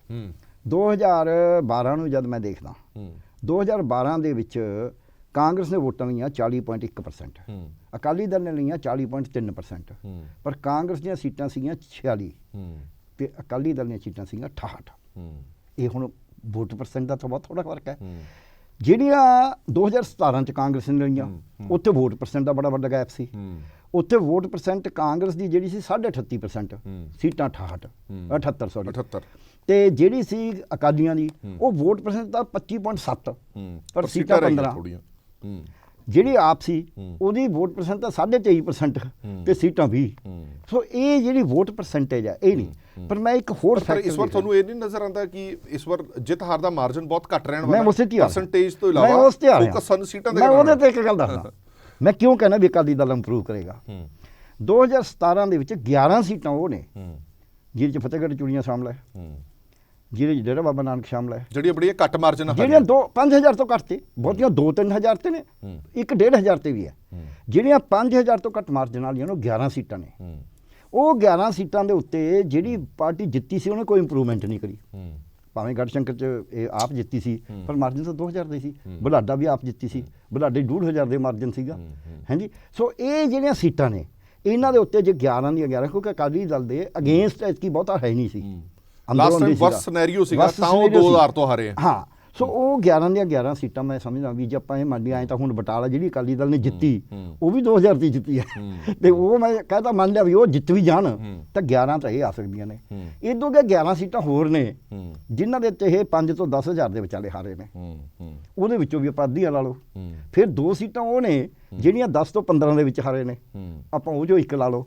ਸੋ ਜੋ ਅੰਦਾਜ਼ਾ ਜੇ ਆਪਾਂ ਲਾਈਏ ਤੇ 18 ਸੀਟਾਂ ਦਾ ਇਹਨਾਂ ਨੂੰ ਗੇਨ ਹੋ ਸਕਦਾ ਹੈ ਤੇ ਉਹ 33 ਤੇ ਪਹੁੰਚਦੇ ਨੇ। ਇਸ ਗੱਲ ਦੇ ਬਾਵਜੂਦ ਸਾਰੇ ਮੈਥਮੈਟਿਕਸ ਫੈਕਟਰ ਲਾ ਕੇ। ਤੇ ਜੇ ਆਪਾਂ ਉਹਨੂੰ ਐ ਪਰ ਤੁਹਾਡੇ ਗਣਿਤ ਦੇ ਹਿਸਾਬ ਨਾਲ ਤਾਂ ਫਿਰ ਸਰਕਾਰ ਕਿਸੇ ਦੀ ਨਹੀਂ ਬਣ ਰਹੀ। ਨਹੀਂ, ਮੇਰੇ ਹਿਸਾਬ ਨਾਲ ਤਾਂ ਨਹੀਂ ਬਣਦੀ। ਮੈਂ ਤਾਂ ਕਹਿਣਾ ਵੀ ਹੰਗ ਅਸੈਂਬਲੀ ਆਏਗੀ ਔਰ ਉਹਦੇ ਚੋਂ ਗਾਹਾਂ ਇਹ ਹੈ ਵੀ ਅਕਾਲੀ ਦਲ ਤੇ ਬੀਜੇਪੀ ਸਰਕਾਰ ਬਣਾਉਣਗੇ ਤੇ ਜਿਹੜੇ ਦੂਜੇ ਨੇ ਉਹ ਫਿਰ ਬਾਜੀ ਲੱਗੇਗੀ। ਜੇ ਤੁਸੀਂ 33-34 ਅਕਾਲੀ ਦਲ ਦੇ ਕਹਿ ਰਹੇ ਹੋ, ਇਹ ਤਾਂ ਮਤਲਬ ਤੁਸੀਂ ਲਗਭਗ ਇੰਨੀਆਂ ਸੀਟਾਂ ਬੀਜੇਪੀ ਨੂੰ ਵੀ ਦੇ ਰਹੇ ਹੋ। ਨਹੀਂ, ਨਾਟ ਟੂ ਬੀਜੇਪੀ ਬਣਾ ਲੈਣਗੇ ਸਰਕਾਰ ਦੋਨੋਂ ਮਿਲ ਕੇ। ਸੌਦੇਬਾਜੀ ਜਿੰਨੀ ਗਿਆ ਨਹੀਂ ਸੱਚਨਵਾਦ ਮਤਲਬ ਇਹ ਦੋਨੋਂ ਮਿਲਾ ਕੇ ਐਕਸਟਰਾ ਵੀ ਚਾਹੀਦੀਆਂ ਫਿਰ ਤੁਹਾਨੂੰ। ਹਾਂ, ਵੀ 8-10 ਸੀਟਾਂ ਸਾਰਾ ਮਿਰਗੋਬਲ ਹੈ ਜੀ, 8 ਸੀਟਾਂ 7 ਸੀਟਾਂ ਇਦੋਂ ਤਾਂ ਟੱਪਦੇ ਨਹੀਂ 6-7 ਆਉਂਦਾ, ਕਿਉਂਕਿ ਪਹਿਲਾਂ ਅਕਾਲੀ ਦਲ ਦੇ ਕਰਕੇ ਵੋਟਾਂ ਜਿਹੜੀਆਂ 2012 ਚ ਉਹਨਾਂ ਨੇ ਸੀਟਾਂ ਜਿੱਤੀਆਂ ਜਾਂ ਉਦੋਂ ਪਹਿਲਾਂ 7 ਚ 19 ਸੀਟਾਂ ਜਿੱਤੀਆਂ, ਉਹਨਾਂ ਨੂੰ ਭੁਲੇਖਾ ਪੈ ਗਿਆ ਵੀ ਇਹ ਬੀਜੇਪੀ ਕਰਕੇ ਨੇ। ਉਹ ਬੀਜੇਪੀ ਨੂੰ ਤਾਂ ਮਿਲੀਆਂ ਸੀਟਾਂ ਕਿ ਅਕਾਲੀ ਦਲ ਦੀ ਵੋਟ ਮਿਲੀ ਉਹਨਾਂ ਨੂੰ। ਜੇ ਅਕਾਲੀ ਦਲ ਨਾਲ ਟੁੱਟ ਕੇ ਬੀਜੇਪੀ ਲੜਦੀ ਹੈ, ਬੀਜੇਪੀ ਕੱਢੀ ਸੀਟਾਂ ਨਹੀਂ ਜਿੱਤ ਸਕਦੀ। ਸੋ ਉਹਨੂੰ ਇਹ ਭੁਲੇਖਾ ਪੈ ਗਿਆ। ਪਰ ਐਤਕੀ ਸਾਰਾ ਮਿਲਗੋਬਾ ਵਿੱਚ ਅਮਰਿੰਦਰ ਸਿੰਘ ਦਾ ਫੈਕਟਰ ਵਿੱਚ ਉਹਨਾਂ ਦਾ ਆਪਦਾ, ਆਪਾਂ ਮੰਨ ਲਓ 7-8 ਹੋ ਲੱਗੇ 40 ਹੋ ਗਈਆਂ। ਦੂਜਿਆਂ ਦੀਆਂ 40 ਚੋਂ ਫਿਰ ਉਹ ਦੂਜਿਆਂ ਨੂੰ ਕਾਂਗਰਸੀ ਤੇ ਆਪ ਵਾਲਿਆਂ ਨੇ ਇਕੱਠੇ ਨਹੀਂ ਹੋਣਾ, ਕਿਉਂਕਿ ਸੌਦੇਬਾਜ਼ੀ ਕਰਦੇ ਨੇ। ਉਹਦੇ ਵਿੱਚ ਜਿਵੇਂ ਹਰਿਆਣੇ ਸਰਕਾਰ ਬਣੀ ਹੈ, ਬਾਦਲ ਸਾਹਿਬ ਗਏ ਤੇ ਚੌਟਾਲਾ ਨੂੰ ਬਣਾਤਾ, ਸਰਕਾਰ ਬਣਾ ਲਿਆ, ਚੱਲ ਰਹੀ ਹੈ। ਇੱਦਾਂ ਹੀ ਇੱਥੇ ਕੁਝ ਖਰੀਦੋ ਫਰੋਖਤ ਹੋਏਗੀ ਤੇ ਇਹ ਸਰਕਾਰ ਬਣਾਉਣ ਵੱਲ ਐਂ ਵਧਣਗੇ। ਠੀਕ ਹੈ ਛਾਬੜਾ ਸਾਹਿਬ, ਤੁਸੀਂ ਵੀ ਸਹਿਮਤ ਹੋ ਗਰਗ ਸਾਹਿਬ ਦੀ ਗੱਲ ਤੋਂ ਵੀ ਚਲੋ ਇਹ ਤਾਂ ਲਗਭਗ ਸਾਰੇ ਹੀ ਮੰਨ ਰਹੇ ਨੇ ਕਿ ਕਲੀਅਰ ਮੈਜੋਰਟੀ ਮਿਲਣੀ ਬੜੀ ਔਖੀ ਹੈ ਕਿਸੇ ਵੀ ਪਾਰਟੀ ਨੂੰ। ਜੇ ਕਲੀਅਰ ਮੈਜੋਰਟੀ ਨਹੀਂ ਮਿਲਦੀ, ਹੰਗ ਅਸੈਂਬਲੀ ਆਂਦੀ ਹੈ, ਤਾਂ ਜਿਹਦੇ ਕੋਲ ਨੰਬਰ ਵੱਧ ਹੋਣਗੇ ਜਾਂ ਜਿਹਦੇ ਭਾਈਵਾਲ ਦੇ ਕੋਲ ਨੰਬਰ ਵੱਧ ਹੋਣਗੇ ਉਹ ਤੁਹਾਨੂੰ ਲੱਗਦਾ ਕਿ ਸਰਕਾਰ ਬਣਾ ਸਕਦਾ? ਇਸ ਗੱਲ ਨਾਲ ਤਾਂ ਮੈਂ ਗਰਗ ਸਾਹਿਬ ਦੇ ਨਾਲ ਸਹਿਮਤ ਹਾਂ ਕਿ ਔਰ ਇਹ ਲਗਭਗ ਤੈਅ ਹੈ ਵੀ ਇਹ ਹੋਏਗਾ, ਵੀ ਅਕਾਲੀ ਤੇ ਬੀਜੇਪੀ ਔਰ ਜਾਂ ਦੂਜਾ ਤੁਸੀਂ ਆ ਕਹਿ ਲਓ ਜਿਹੜਾ ਆਪਣੇ ਐਨਡੀਏ ਦਾ ਵਿੰਗ ਹੈਗਾ, ਇਹ ਮਿਲ ਕੇ ਸਰਕਾਰ ਬਣਾਉਣਗੇ। ਲੇਕਿਨ ਸਵਾਲ ਉੱਠਦਾ ਵੀ ਲੀਡਰਸ਼ਿਪ ਕਿਹਦੀ ਲੀਡਰਸ਼ਿਪ 'ਚ ਬਣੇਗੀ ਸਰਕਾਰ? ਜਿਹਦੇ ਕੋਲ ਨੰਬਰ ਜ਼ਿਆਦਾ ਹੋਣਗੇ। ਜੇ ਨੰਬਰ ਜ਼ਿਆਦਾ ਮੰਨ ਲਓ ਸ਼੍ਰੋਮਣੀ ਅਕਾਲੀ ਦਲ ਕੋਲੇ ਆਣਾ ਹੀ ਹੈ, ਉਹ ਤਾਂ ਉਹਦੇ 'ਚ ਕੋਈ ਰੌਲਾ ਨਹੀਂ ਹੈਗਾ। ਕੀ ਬੀਜੇਪੀ ਸੁਖਬੀਰ ਬਾਦਲ ਹੋਣਾ ਨੂੰ ਮੁੱਖ ਮੰਤਰੀ ਸਵੀਕਾਰ ਕਰੇਗੀ? ਥੋੜਾ ਜਿਹਾ ਸਵਾਲ ਉੱਠਦੇ। ਬੀਜੇਪੀ ਕੋਲ ਇਸ ਤੋਂ ਇਲਾਵਾ ਆਪਸ਼ਨ ਕੀ ਹੈ ਫਿਰ? ਆਪਸ਼ਨ ਵੀ ਕੋਈ ਨਹੀਂ ਹੈ। ਲੇਕਿਨ ਉਹ ਕਾਂਗਰਸ ਦੇ ਨਾਲ ਜਾਊਗੀ, ਉਹ ਆਪ ਨਾਲ ਜਾਊਗੀ। ਅਮਰਿੰਦਰ ਸਿੰਘ ਸਹਿਮਤ ਹੋਣਗੇ, ਉਹ ਸਾਰੇ ਉਹ ਵੀ ਤਾਂ ਚੀਜ਼ਾਂ ਦੇਖਣ ਵਾਲੀਆਂ ਨੇ ਨਾ ਜੀ। ਬਿਲਕੁਲ ਠੀਕ। ਤੇ ਉਧਰੋਂ ਬਸਪਾ ਸਹਿਮਤ ਹੋਏਗੀ, ਇਧਰੋਂ ਇਹ ਕਈ ਚੀਜ਼ਾਂ ਇਹਦੇ ਨਾਲ ਥੋੜੀ ਜਿਹੀ ਬੜੀ ਮਿਹਨਤ ਇਹਦੇ ਤੇ ਹੋਏਗੀ। ਫਿਰ ਮੈਨੂੰ ਇੱਕ ਚੀਜ਼ ਹੋਰ ਵੀ ਲੱਗਦੀ ਹੈ ਗਰਗ ਸਾਹਿਬ, ਕਿ ਥੋੜਾ ਜਿਹਾ ਜਿਵੇਂ ਆਮ ਆਦਮੀ ਪਾਰਟੀ ਨੇ ਇਸ ਵਾਰੀ ਆਦੇ ਕੈਂਡੀਡੇਟ ਖੜੇ ਕੀਤੇ ਆ, ਉਹਦੇ ਵਿੱਚ ਜ਼ਿਆਦਾਤਰ ਕੈਂਡੀਡੇਟ ਜਿਹੜੇ ਖੜੇ ਕੀਤੇ ਆ ਨਾ ਦੂਜੇ ਪਾਰਟੀ, ਉਹ ਐਕਸਪੋਰਟ ਕੀਤੇ ਹੋਏ ਆ। ਆਮ ਆਦਮੀ ਸਵਾਲ ਮੈਂ ਅੱਗੇ ਕਰਨ ਲੱਗਾ ਸੀ, ਉਹ ਜਦੋਂ ਜਿੱਤਣਗੇ, ਜਿਵੇਂ ਮੈਂ ਰਵਨੀਤ ਬਿੱਟੂ ਦਾ ਬਿਆਨ ਦੇਖ ਰਿਹਾ ਸੀ, ਤੇ ਜਿੱਤਣ ਤੋਂ ਬਾਅਦ ਦੇਖਿਓ ਕਿੱਧਰ ਖੜਦੇ ਆ। ਆਮ ਆਦਮੀ ਪਾਰਟੀ ਨਾਲ ਖੜਦੇ ਕਿ ਨਹੀਂ ਖੜਦੇ, ਅਸੀਂ ਤਾਂ ਵਾਪਸ ਬੁਲਾ ਲੈਣੇ ਉਹਨਾਂ ਨੂੰ। ਮੰਨ ਲਓ ਮੈਂ ਕਿਸੇ ਪਾਰਟੀ ਦੇ ਨਾਲ ਆ, ਮੇਰਾ ਇੱਕ ਖਾਸ ਪ੍ਰੇਮੀ ਸੱਜਣ ਗਰਗ ਸਾਹਿਬ ਲਾ ਲਓ, ਤੁਹਾਨੂੰ ਲਾ ਲਓ, ਉਹ ਆਮ ਆਦਮੀ ਪਾਰਟੀ 'ਚ ਜਾ ਕੇ ਇਲੈਕਸ਼ਨ ਲੜਦਾ ਔਰ ਜਿੱਤ ਜਾਂਦਾ ਹੈ।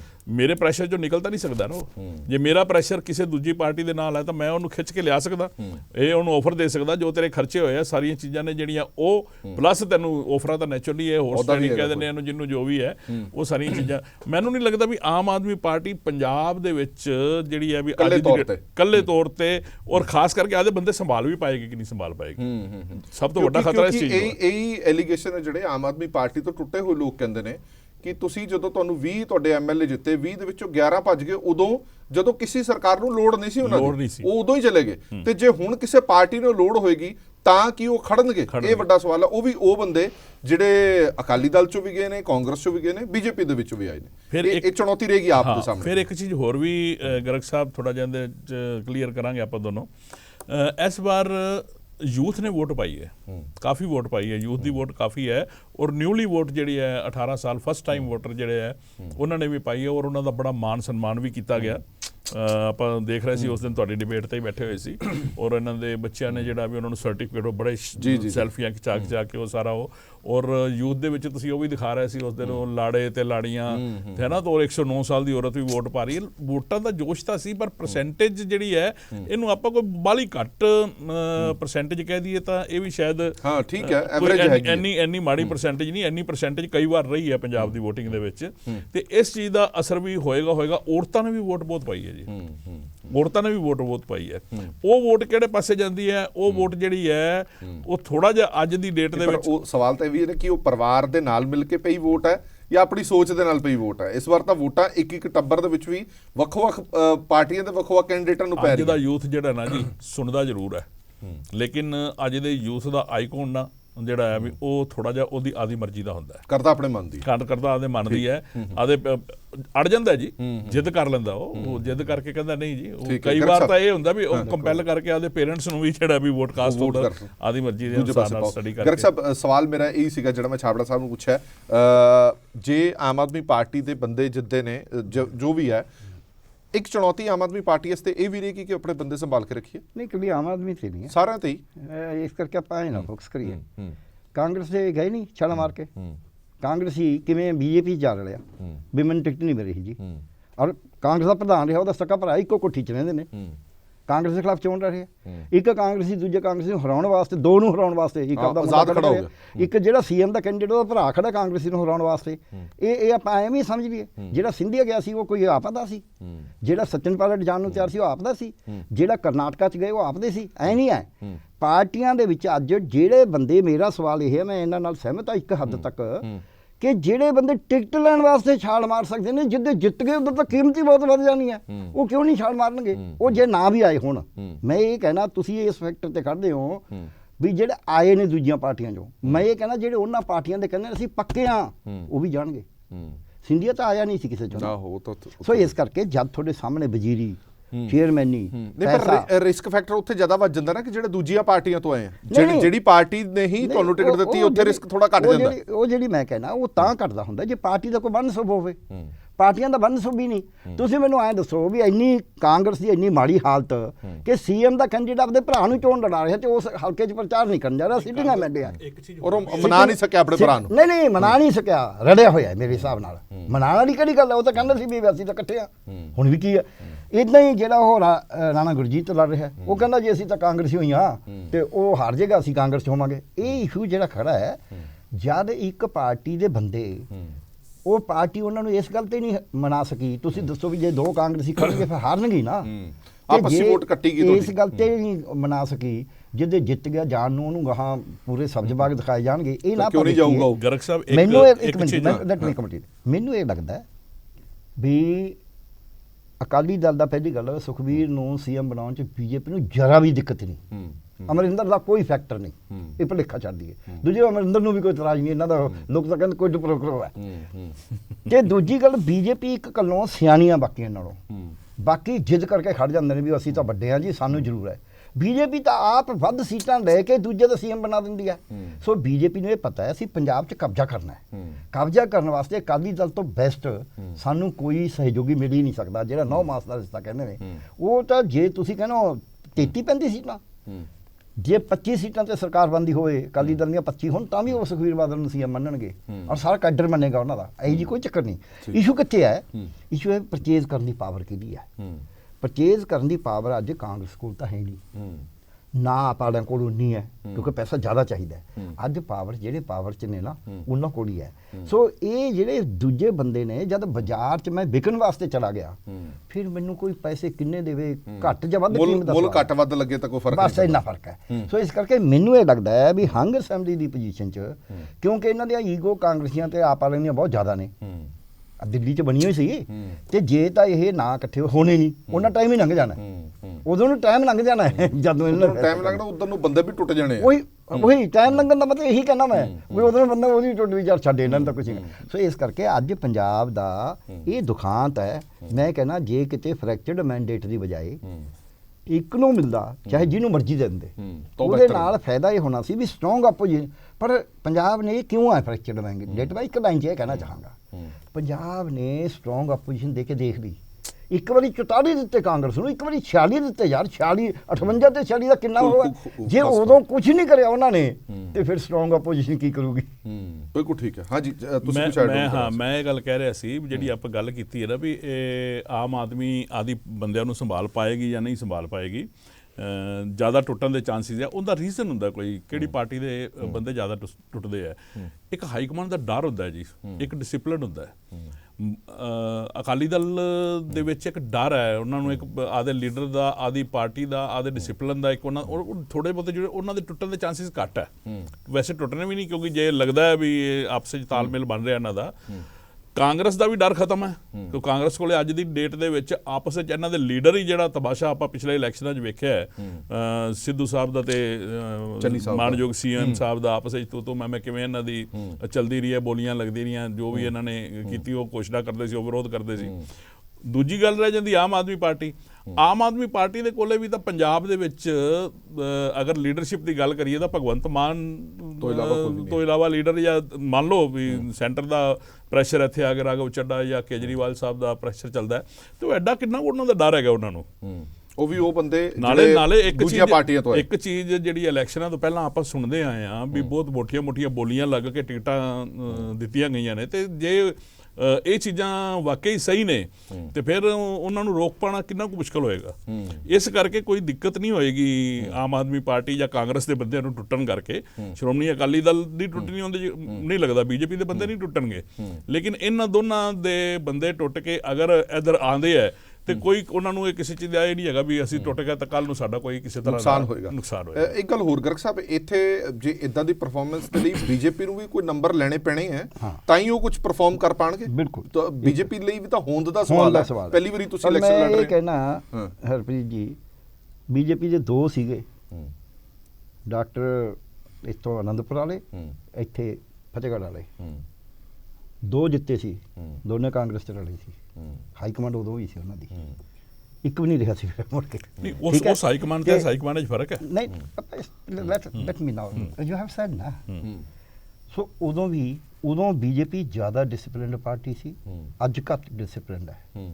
ਅੱਜ ਬੀਜੇਪੀ ਦੇ ਕਿਸਾਨ ਅੰਦੋਲਨ 'ਚ ਸ਼ਰੇਆਮ ਟੁੱਟ ਕੇ ਦੂਜੇ ਪਾਸੇ ਗਏ ਨੇ, ਅਕਾਲੀ ਦਲ 'ਚ ਰਲੇ ਨੇ ਔਰ ਚੰਗੇ ਬੰਦੇ ਸੀ ਉਹ, ਮੈਂ ਇਹ ਨਹੀਂ ਕਹਿਣਾ, ਸੱਚੇ ਮੁੱਚੇ ਚੰਗੇ ਸੀ। ਅਨਿਲ ਜੋਸ਼ੀ ਮਿਨਿਸਟਰ ਹੈ ਮੈਡੀਕਲ ਐਜੂਕੇਸ਼ਨ ਦਾ, ਮੈਨੂੰ ਪਤਾ ਬਣਾ ਇੱਕ ਢੇਡੇ ਦੇ ਹੀ ਰੈਫਰੈਂਸ ਨਹੀਂ ਕਰੀ ਮੈਡੀਕਲ ਐਜੂਕੇਸ਼ਨ 'ਚ। ਹਾਲਾਂਕਿ ਬੀਜੇਪੀ ਦੇ ਹੋਰ ਵੀ ਰਹੇ ਨੇ ਮਿਨਿਸਟਰ, ਮੈਨੂੰ ਇਹ ਵੀ ਪਤਾ ਵੀ ਉਹ ਕੀ ਕਰਦੇ ਰਹੇ ਨੇ, ਪਰ ਚੰਗੇ ਬੰਦੇ ਟੁੱਟ ਕੇ ਗਏ ਨੇ, ਅਕਾਲੀ ਦਲ 'ਚ ਗਏ ਨੇ, ਉਹ ਗਏ ਨੇ ਵਿਰੋਧ 'ਚ ਵੀ ਤੁਸੀਂ ਗਲਤ ਕਰ ਰਹੇ ਹੋ, ਉਹਨਾਂ ਨੇ ਅੰਦਰ ਪਹਿਲਾਂ ਕੋਸ਼ਿਸ਼ ਕਰੀ। ਹੁਣ ਮੈਂ ਜਿਹੜੀ ਗੱਲ ਕਹਿਣਾ ਇਹ ਮੈਂ ਸਹਿਮਤ ਇਹਨਾਂ ਨਾਲ, ਨਾ ਤਾਂ ਕਾਂਗਰਸ 'ਚ ਕੋਈ ਤਾਂ ਵੰਨ ਸੁਵੰਨ ਹੈ ਹੀ ਨਹੀਂ। ਜਿਹੜੀ ਆਪ ਹੈ, ਤੁਸੀਂ ਦੇਖੋ ਅਕਾਲੀ ਦਲ ਕਿਉਂ ਨਹੀਂ ਟੁੱਟਦਾ, ਅਕਾਲੀ ਦਲ ਦੇ 15 ਸੀਗੇ, ਉਹ 15 ਹੀ ਰਹੇ ਨਾ। ਜਿਹਦੇ 20 ਸੀਗੇ, ਜਿਹਨੂੰ ਐਨਓਪੀ ਮਿਲਿਆ ਹੋਇਆ ਸੀ 3 ਵਾਰੀ ਤਾਂ ਬਦਲਣਾ ਪਿਆ, ਉਹ ਜੋ 11 ਚਲੇ ਗਏ। ਇਹ ਜਿਹੜੀ ਹੈਗੀ ਹੈ ਨਾ, ਤੇ ਕਾਂਗਰਸ ਦੇ ਵੀ ਟੁੱਟਣ ਨੂੰ ਤਿਆਰ ਨੇ। ਸੋ ਇਸ ਕਰਕੇ ਇਹ ਦੋਹੇ ਗੱਲਾਂ ਜਿਹੜੀਆਂ ਟੁੱਟਣ ਨੂੰ ਤਿਆਰ ਹੋਣ ਦਾ ਹੈ, ਅਕਾਲੀ ਦਲ ਚੋਂ ਟੁੱਟ ਕੇ ਇਸ ਕਰਕੇ ਨਹੀਂ ਜਾ ਕੇ ਰਾਜੀ, ਉਹਦੇ ਰੀਜ਼ਨ ਨੇ, ਉਹ ਐ ਨਹੀਂ ਹੈ। ਉਹਨਾਂ ਨੂੰ ਲੱਗਦਾ ਵੀ ਜੇ ਟੁੱਟ ਕੇ ਚਲੇ ਗਏ ਅੱਗੇ ਨੂੰ ਜਮੇ ਜ਼ੀਰੋ ਨਾ ਹੋ ਜਾਈਏ, ਇਹਦੇ 'ਚ ਉਹਨਾਂ ਨੂੰ ਐ ਲੱਗਦਾ ਵੀ ਜਿੱਥੇ ਮਰਜ਼ੀ ਜਾਈਏ ਇੱਥੇ ਸਭ ਕੁਝ ਐਂ ਚੱਲੀ ਜਾਂਦਾ। ਸੋ ਇਸ ਕਰਕੇ ਉਹ ਜਾਣ ਨੂੰ ਤਿਆਰ ਨੇ। ਇੱਕ ਵਾਰੀ ਛੋਟੀ ਜਿਹੀ ਇੱਕ ਲਾਈਨ 'ਚ ਖਤਮ ਕਰਾਂਗਾ ਮੈਂ ਗੱਲ। ਇੱਕ ਵਾਰੀ ਰਜਿੰਦਰ ਕੌਰ ਭੱਠਲ ਜੀ ਨੂੰ ਕਿਹਾ ਗਿਆ ਕਿਸੇ ਸਲਾਹਕਾਰਾਂ ਵੱਲੋਂ ਵੀ ਤੁਸੀਂ ਟੁੱਟ ਕੇ ਸਰਕਾਰ ਬਣਾ ਲਓ, ਉਹ ਕਹਿੰਦੇ ਇਹ ਨਹੀਂ ਕਰਨਾ। ਆਈ ਹੈਵ ਸੀਨ ਵੀ ਰਜਿੰਦਰ ਕੌਰ ਭੱਠਲ ਸਭ ਤੋਂ ਡਿਸਪਲਿਨਡ ਜੇ ਦੇਖੀ ਜਾਵੇ, ਹਾਲਾਂਕਿ ਦੋਸ਼ ਲੱਗਦੇ ਨੇ ਵੀ ਅਕਾਲੀ ਦਲ ਦੇ 2 ਜ਼ਿਲ੍ਹੇ ਅਕਾਲੀ ਦਲ ਦੀ ਸਰਕਾਰ 'ਚ ਰਜਿੰਦਰ ਕੌਰ ਭੱਠਲ ਨੂੰ ਦਿੱਤੇ ਹੁੰਦੇ ਸੀ, ਸੰਗਰੂਰ ਤੇ ਪਟਿਆਲਾ, ਡੀਸੀ ਜਿਹੜਾ ਮਰਜੀ ਐਸਐਸਪੀ, ਪਰ ਉਹ ਤਾਂ ਸੀ ਕਿ ਅਮਰਿੰਦਰ ਸਿੰਘ ਨੇ ਉਹਨਾਂ ਨੂੰ ਬਿਲਕੁਲ ਹਰਾਸ ਕਰਕੇ ਰੱਖਿਆ ਹੋਇਆ ਸੀ। Otherwise she is most disciplined leader in Congress ਅੱਜ ਵੀ। ਉਹ ਬੋਲਦੇ ਨੇ ਐ ਪੂਰਾ ਐ ਲੱਗਦਾ ਵੀ ਹਾਂ ਤੈਅ ਲਾ ਕੇ ਗੱਲ ਹੋ ਰਹੀ ਹੈ। ਸੋ ਕਾਂਗਰਸ 'ਚ ਉਹ ਲੀਡਰਸ਼ਿਪ ਜਿਹੜੀ ਬੜੇ ਧੰਮਲ ਨਾਲ ਬੋਲ ਸਕੇ, ਹਰ ਇੱਕ ਨੂੰ ਗੱਲ। ਇਹ ਤਾਂ ਹੁਣ ਇਹਨਾਂ ਦੇ ਜਾਖੜ ਸਾਹਿਬ ਕਹਿੰਦੇ ਮੈਂ ਹਿੰਦੂ ਕਰਕੇ ਨਹੀਂ ਮੈਨੂੰ ਬਣਾਇਆ, ਲੈ ਬੀਜੇਪੀ ਨੂੰ ਵੋਟਾਂ ਪਵਾ ਗਏ, ਇਹ ਕਹਿ ਕੇ ਉਹ ਪਿੱਠ ਤੇ ਛੁਰਾ ਮਾਰਿਆ। ਉਹਨਾਂ ਨੂੰ ਪੁੱਛੋ ਵੀ ਤੁਸੀਂ ਨਾ ਐਮਪੀ ਨਾ ਐਮਐਲਏ ਨਾ 4.5 ਸਾਲ ਦੀ ਤੁਸੀਂ ਪ੍ਰਧਾਨ ਰਹੇ, ਤੁਸੀਂ ਕਰਿਆ ਕੀ ਹੈ? ਤੁਹਾਡਾ ਮੋਬਾਈਲ ਫੋਨ ਇੱਕ ਬਾਬੂ ਨੇ ਉੱਥੇ ਰਖਾ ਲਿਆ ਸੀਐਮ ਆਫਿਸ ਵੀ, ਅੰਦਰ ਨਹੀਂ ਜਾਣ ਦੇਣਾ। ਸਾਡੇ ਵਰਗਾ ਤਾਂ ਕੋਈ ਰਖਾਵੇ ਅਸੀਂ ਵਾਪਸੀ ਮੁੜਿਆ ਉਹਨੇ ਵੀ ਯਾਰ ਅਸੀਂ ਰੱਖਣਾ ਹੀ ਨਹੀਂ।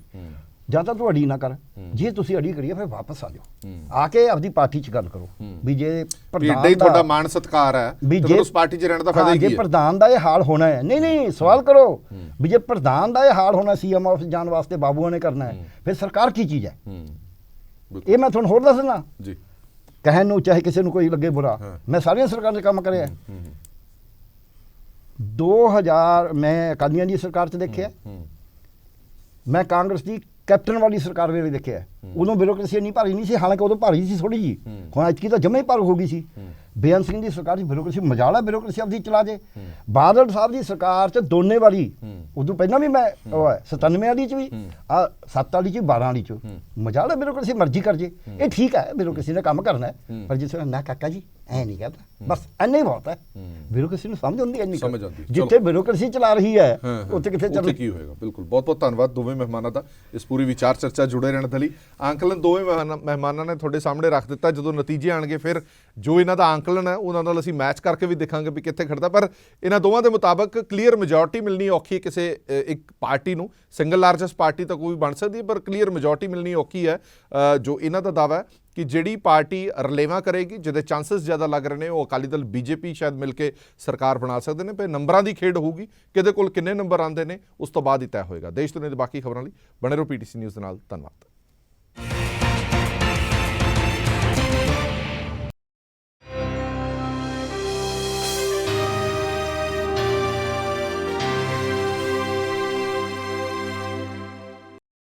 Presented by KEI Wires and Cables, her tension सही चलती रहे।